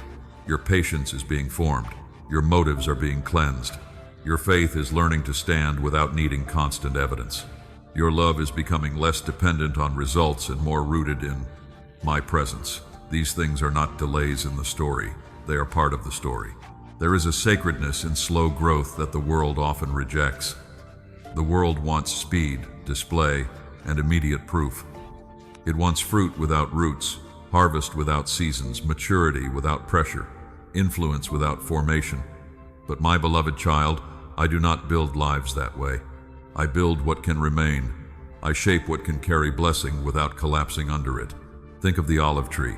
It does not become strong in a day. It grows through seasons of sun, wind, pruning, and waiting. Its fruit takes time, and its oil is released through pressing. Yet that oil becomes light, healing, and anointing. In the same way, there are things within you that will not be rushed, because what I am preparing through you is meant to carry weight. You may see only slowness. I see strengthening. You may see only unanswered prayers. I see trust being woven into your spirit. You may see only the same ordinary day repeating itself. I see faithfulness being trained in hidden rooms. You may see only distance from the promise. I see steps that are bringing you closer in a way your eyes cannot yet measure. Do not despise the pace I have chosen for you. The path I give is not always the quickest, but it is always the wisest. I know what must be healed before the next door opens. I know what must be released before the next blessing can be held. I know what must be strengthened before the next assignment can be carried. My timing is not only about when something arrives, it is also about who you are becoming when it arrives. Ecclesiastes chapter 3 verse 11 says that I make everything beautiful in its time. My beloved child, beauty in my hands is not forced, it is formed. A flower pulled open by human fingers is damaged, but a flower opened by the warmth of its appointed season unfolds without violence. I will not tear open what needs time. I will not force your becoming in a way that wounds your soul. So breathe with me in this season. Let the pace of my hand become safer to you than the pace of your fear. Fear says, hurry before you miss it. I say, walk with me, and you will not be late. Fear says, prove that something is happening. I say, trust what I am doing beneath the surface. Fear says, compare your timeline. I say, keep your eyes on my faithfulness. Remember Joseph again, not only in the prison, but across the whole journey. The dream came early, but fulfillment came after many hidden years. If he had entered authority too soon, the weight of it might have crushed what had not yet been formed. But through waiting, serving, interpreting, enduring, and remaining before me, His heart was prepared for the very place that once seemed impossible. My beloved child, the slow road is not against you when I am walking it with you. It is protecting you from shallow roots. It is teaching you to recognize my voice. It is removing the need to be applauded at every step. It is making your obedience steadier than your emotions. It is shaping a peace that will not disappear the moment life becomes difficult. Some of the sweetest fruit in your life will come from seasons you once begged me to shorten. One day you will look back and see that I was not wasting your time.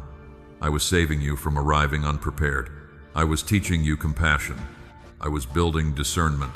I was healing the parts that success would have hidden but not healed. I was giving you a foundation strong enough for the future I had promised. Do not call yourself behind. You are not behind when you are following me. You are not lost when my hand is guiding you. You are not failing because growth is quiet. A child learning to walk takes small steps, but each step matters. A song being written may sound incomplete, but the melody is still forming. Your life is still forming, and I am not ashamed of the process. Stay faithful in the slow place. Keep praying, keep listening, keep doing the next right thing. Keep watering what I have entrusted to you. Keep your heart soft, keep your hands open, keep your eyes turned toward me. The road may be slow, but it is not empty. My presence fills it. Let this comfort you today. I am not measuring your life by how fast it appears to move. I am looking at the direction of your trust, the tenderness of your surrender, and the quiet courage that keeps choosing me when nothing around you seems to change yet. I see every step you take, and as you learn to honor the sacred pace of your journey, you will begin to see the value of every small obedient step.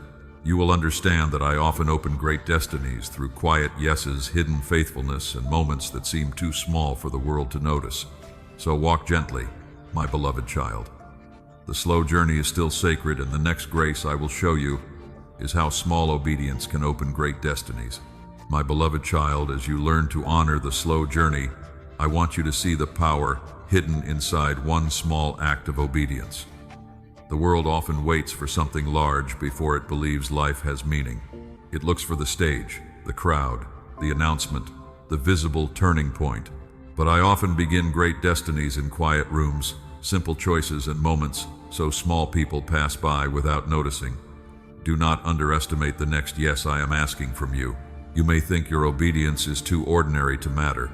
You may think one prayer, one apology, one honest conversation, one act of kindness, one step away from what harms you cannot change very much. But my beloved child, I see the future inside the seed. I see the tree while it is still small enough to be held in the palm of a hand. I see the river while it is still only a spring beneath the stones. 1 Corinthians chapter 1 verse 27 says that I choose what the world calls weak to shame what seems strong. This is not because I despise strength. It is because I love to show that my power does not depend on human display. I can breathe destiny into a quiet yes. I can open a road through one obedient step.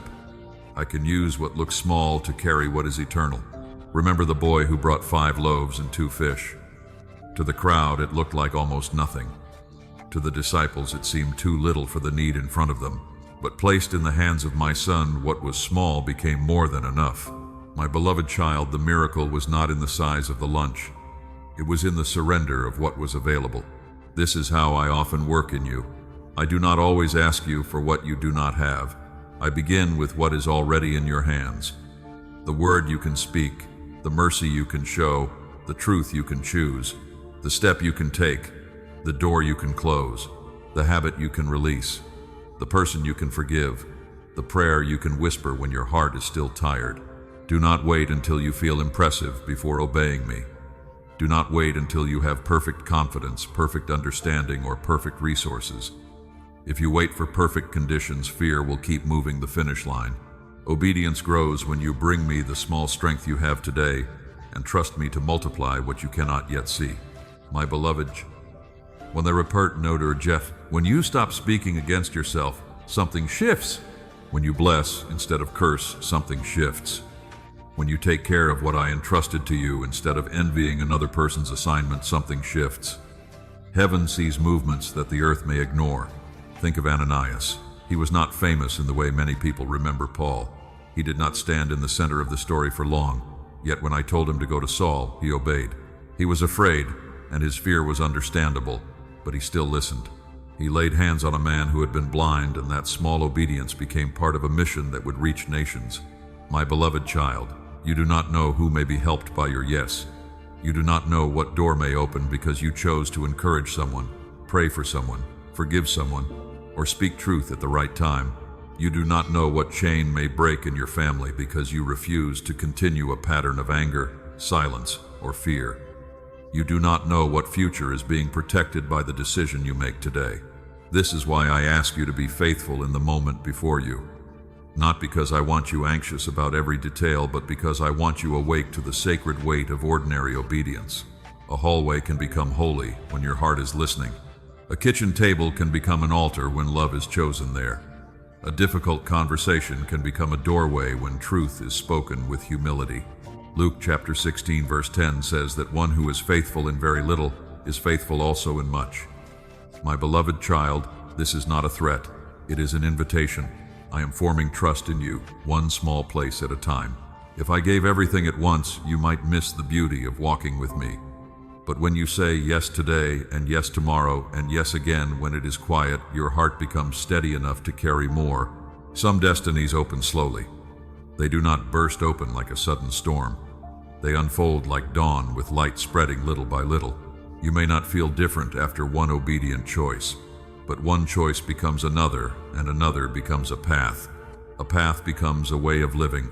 A way of living becomes a testimony, and a testimony becomes light for people who are still trying to find their way.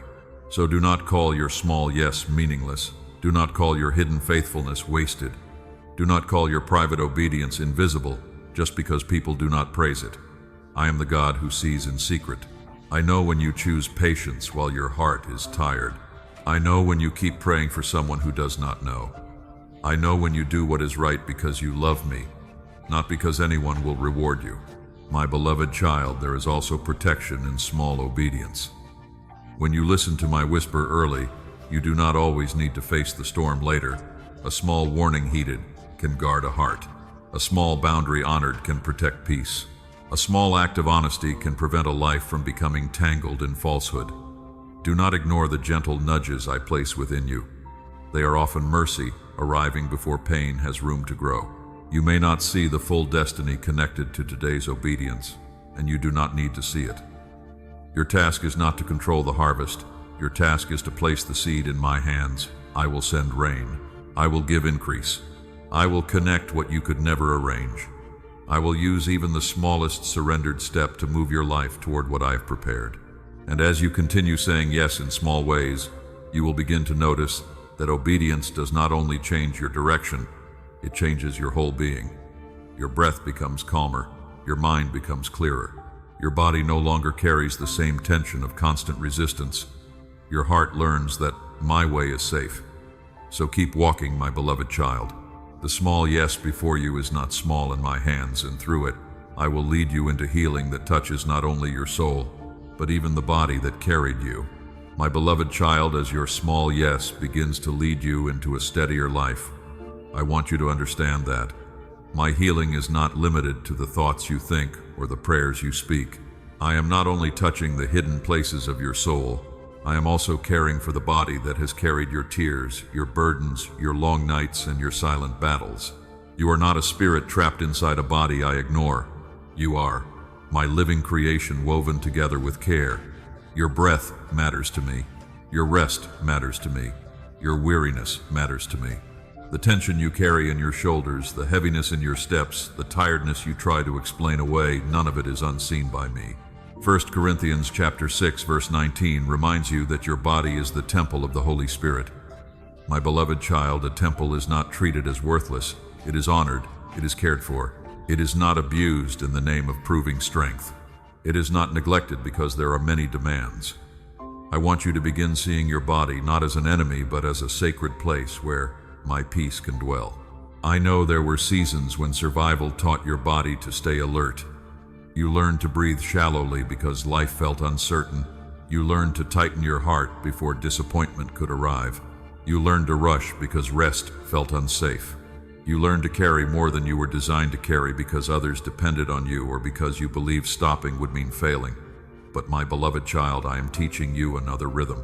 Healing often begins quietly. A deeper breath after prayer, a calmer response in a conversation that once would have shaken you. A night when your mind is not as loud. A morning when your body feels less like a burden and more like a companion. A moment when you notice the sun on your face and realize your soul is still capable of receiving peace. These small signs are not meaningless. They are invitations. Psalm 23 verse 2 says that I lead you beside still waters and restore your soul. Notice the gentleness of that picture. I do not drive you with a whip. I lead you. I do not drag you into noise. I bring you beside still waters. Restoration is not only a command, it is an atmosphere. It is the place where your inner life and your outer life begin to breathe together again. You have lived disconnected from yourself for too long. You have pushed through pain without listening. You have called exhaustion discipline. You have called anxiety responsibility. You have called self-neglect sacrifice. But I want to teach you the difference between holy service and empty striving. Service rooted in love brings fruit. Striving rooted in fear drains life from the soul and pressure into the body. My beloved child, I am not asking you to worship comfort. I am asking you to receive care. There is a difference. Comfort can become an idol when it rules the heart, but care becomes wisdom when it helps you remain whole enough to love, listen, serve, and walk with me. Even my son withdrew to quiet places to pray. He did not live by the demands of every crowd. He remained with the Father. So let me slow you without guilt. Let me teach you to rest without shame. Let me show you that a pause can be obedience. A meal taken with gratitude can be worship. A walk in quietness can become prayer. A deep breath before reacting can become a doorway for my spirit to lead you instead of old fear. Your body can learn peace as your soul receives truth. I also know the parts of your body you have criticized, the weakness you have resented, the limits you have fought, the changes that made you feel less like yourself. My beloved child, do not speak to what I created as though it has no worth. Your body has carried you through storms. It has held you while you grieved. It has kept breathing while your heart wondered if it could continue. Treat it with gentleness.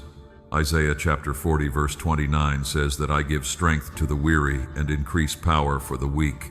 Strength from me is not always a sudden burst that makes you run faster. Sometimes it is the grace to stop. Sometimes it is the wisdom to sleep. Sometimes it is the courage to ask for help.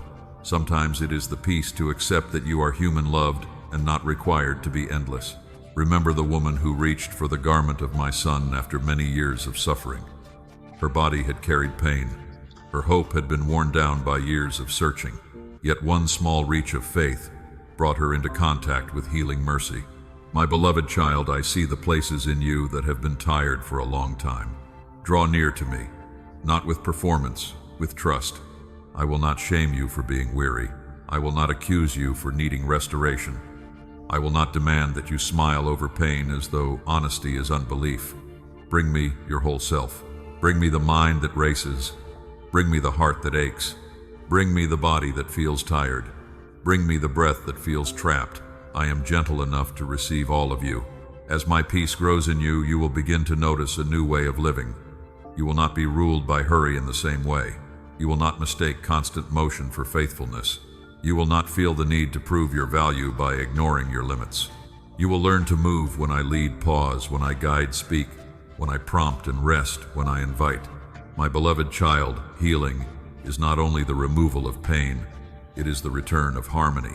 Your soul learning trust, your mind learning truth, your body learning peace, your steps becoming steady again, your face softening because you no longer have to hold everything together alone. This is my work in you, patient, deep, and full of mercy. When this truth settles in you, even ordinary care will feel holy.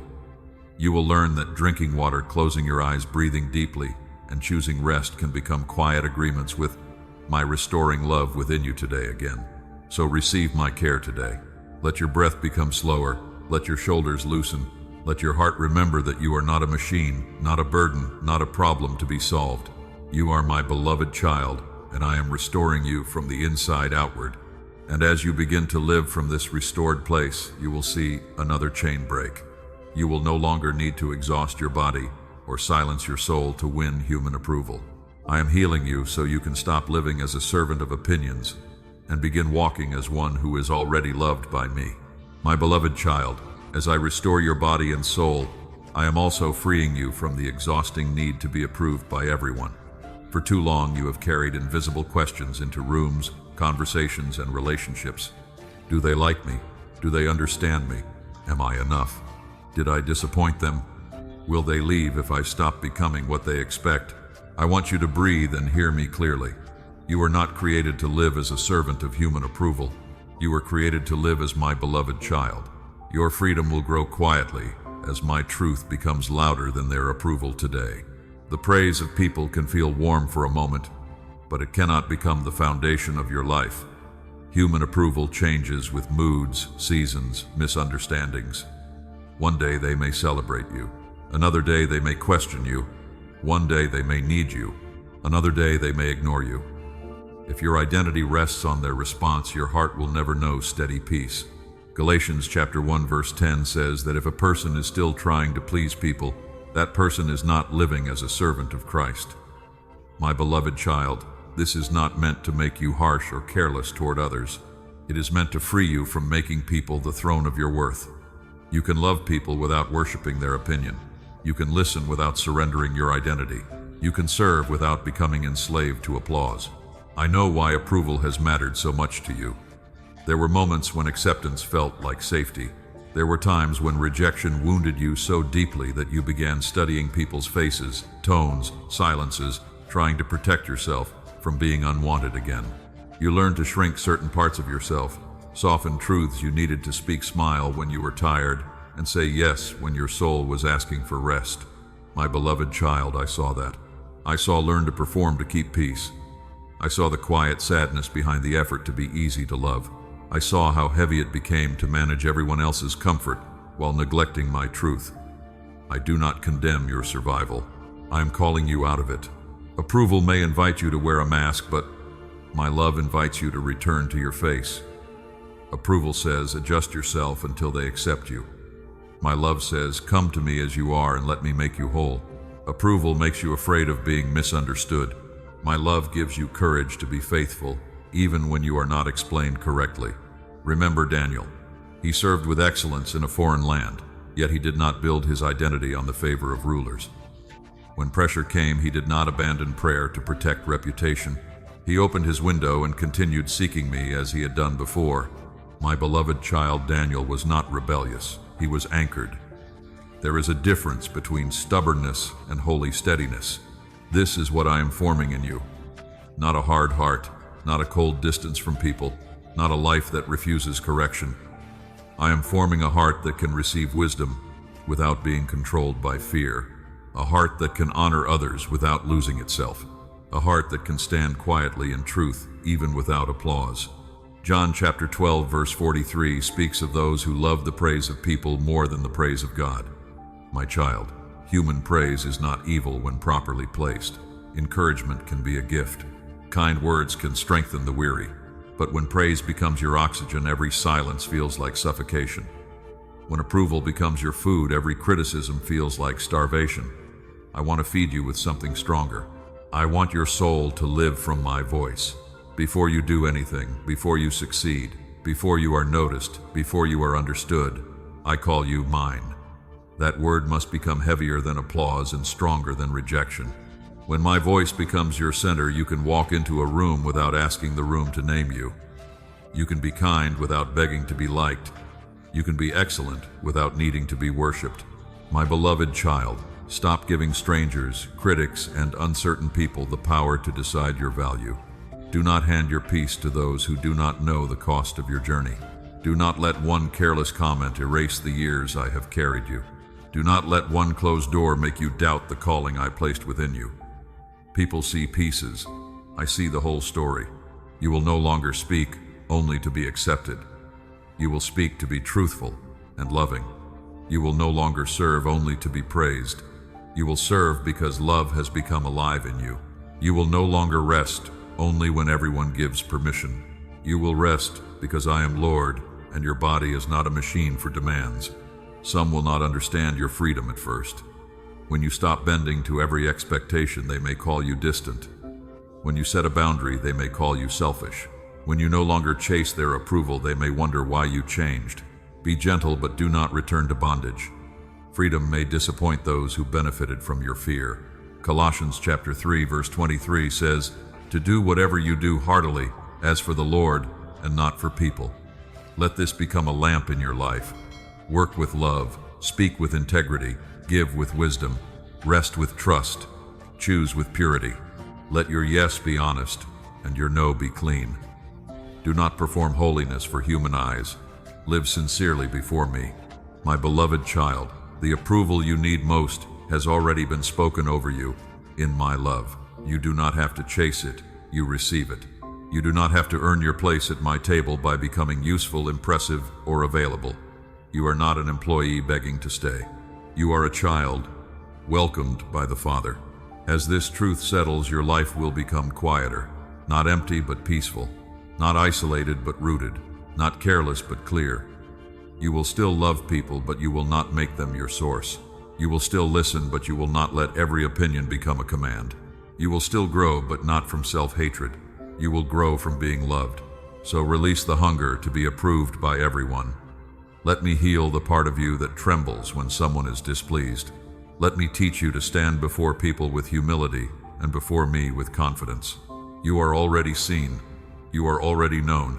You are already loved. And when you stop living for human approval, you will begin to notice the hidden places where faithfulness has been growing. The prayers no one heard, the sacrifices no one thanked you for, the tears no one counted, the quiet choices no one praised. None has been wasted, my beloved child. I have seen them all, and what is hidden with me is never forgotten.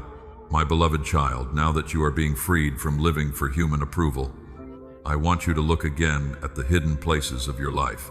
The prayers no one heard, the tears no one saw, the kindness no one thanked you for, the strength it took to keep going when your heart was tired. None of it has been wasted. You may have believed that if people did not notice, then it did not matter. You may have thought that if no one praised your effort, then heaven also passed by in silence. But my beloved child, I do not measure faithfulness by the volume of applause around it. I see what is offered in secret. I remember what love does when no one is watching. Matthew chapter 6 verse 4 says that your Father who sees in secret will reward you. Notice the tenderness in that truth. I see in secret. I see the place where your smile ended and your real prayer began. I see the moment you chose patience while your emotions were asking for anger. I see the message you wrote with love even though your own heart needed encouragement. I see the hidden cost.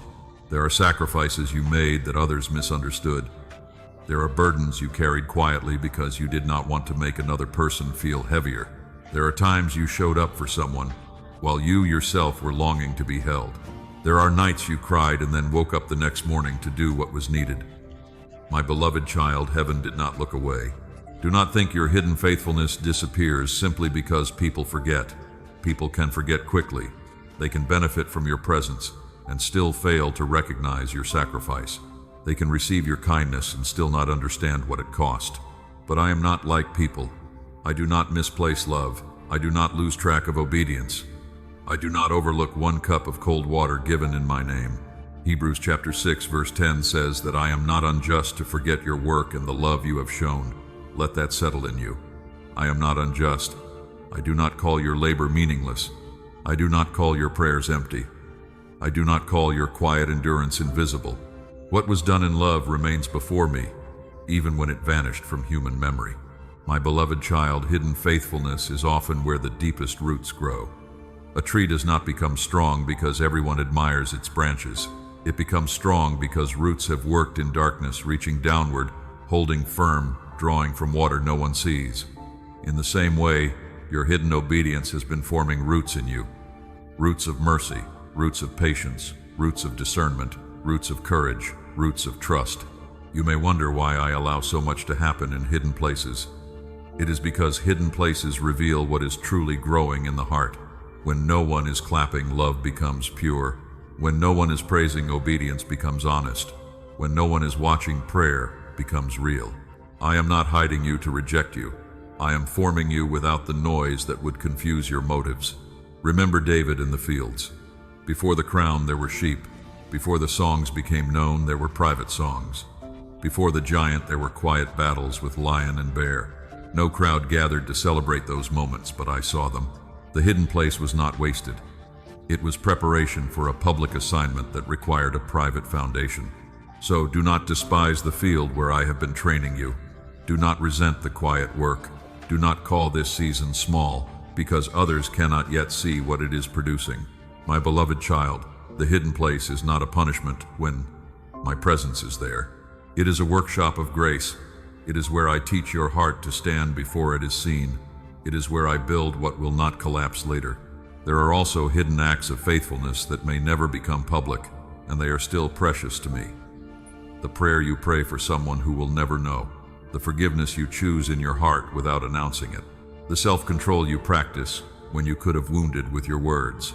The faithful care you give to ordinary responsibilities. These things may not become stories told by many, but they are recorded in my sight. My beloved child, do not live only for moments that can be shared, posted, praised, or explained.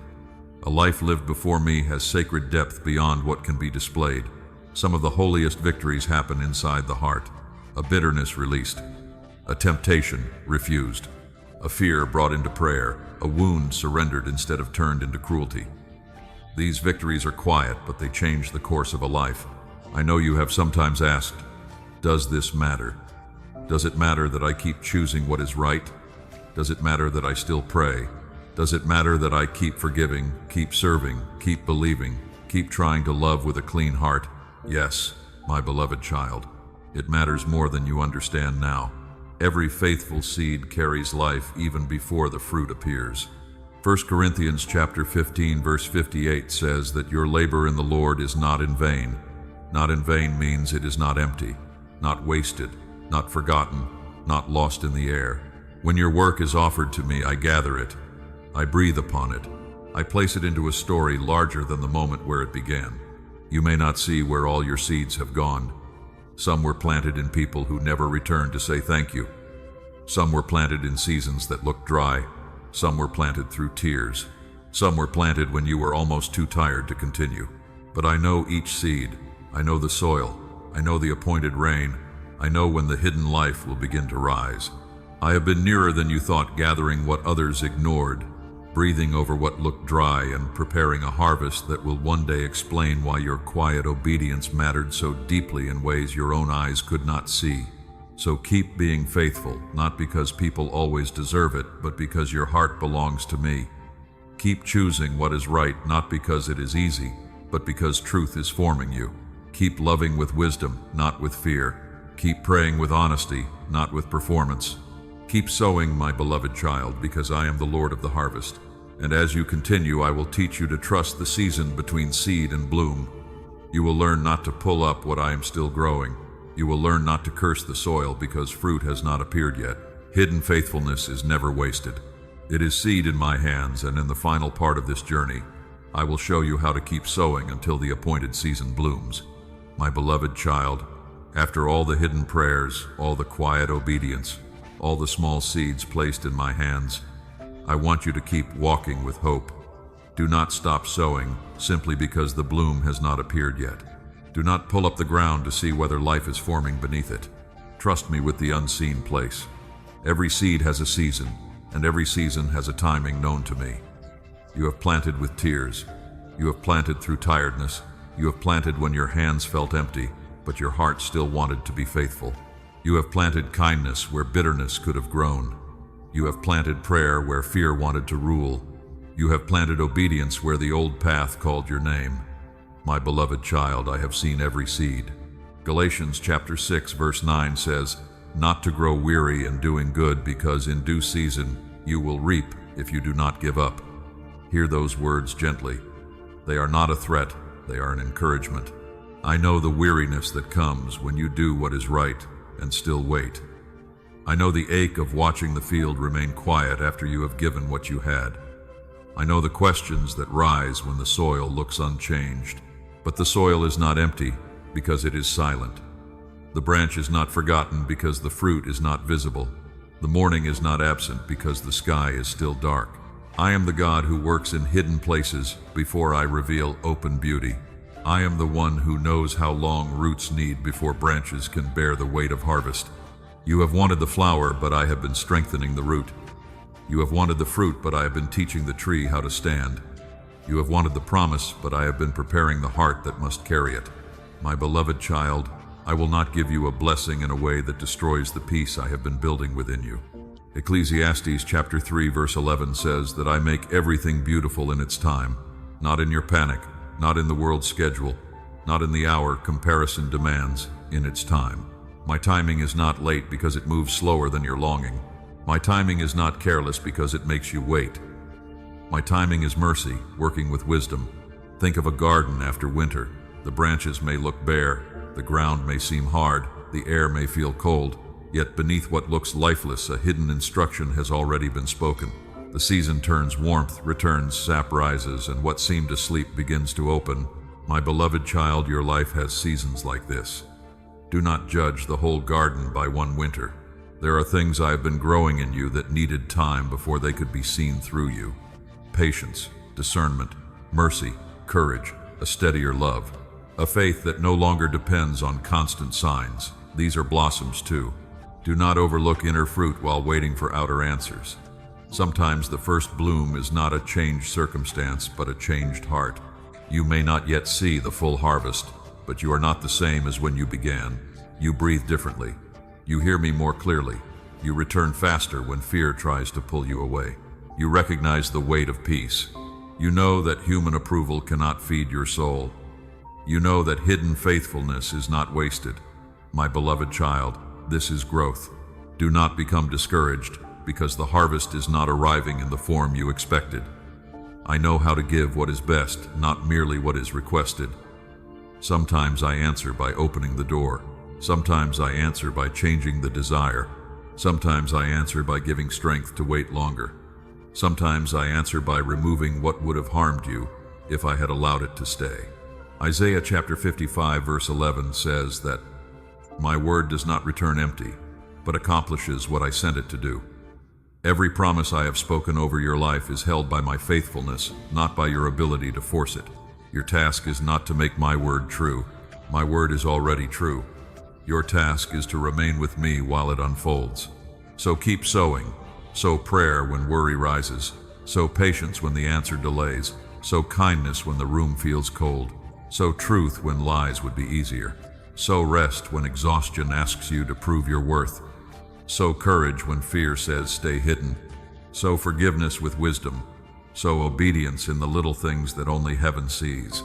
You may wonder who will notice. I notice. You may wonder who will remember. I remember. You may wonder whether the field will ever change.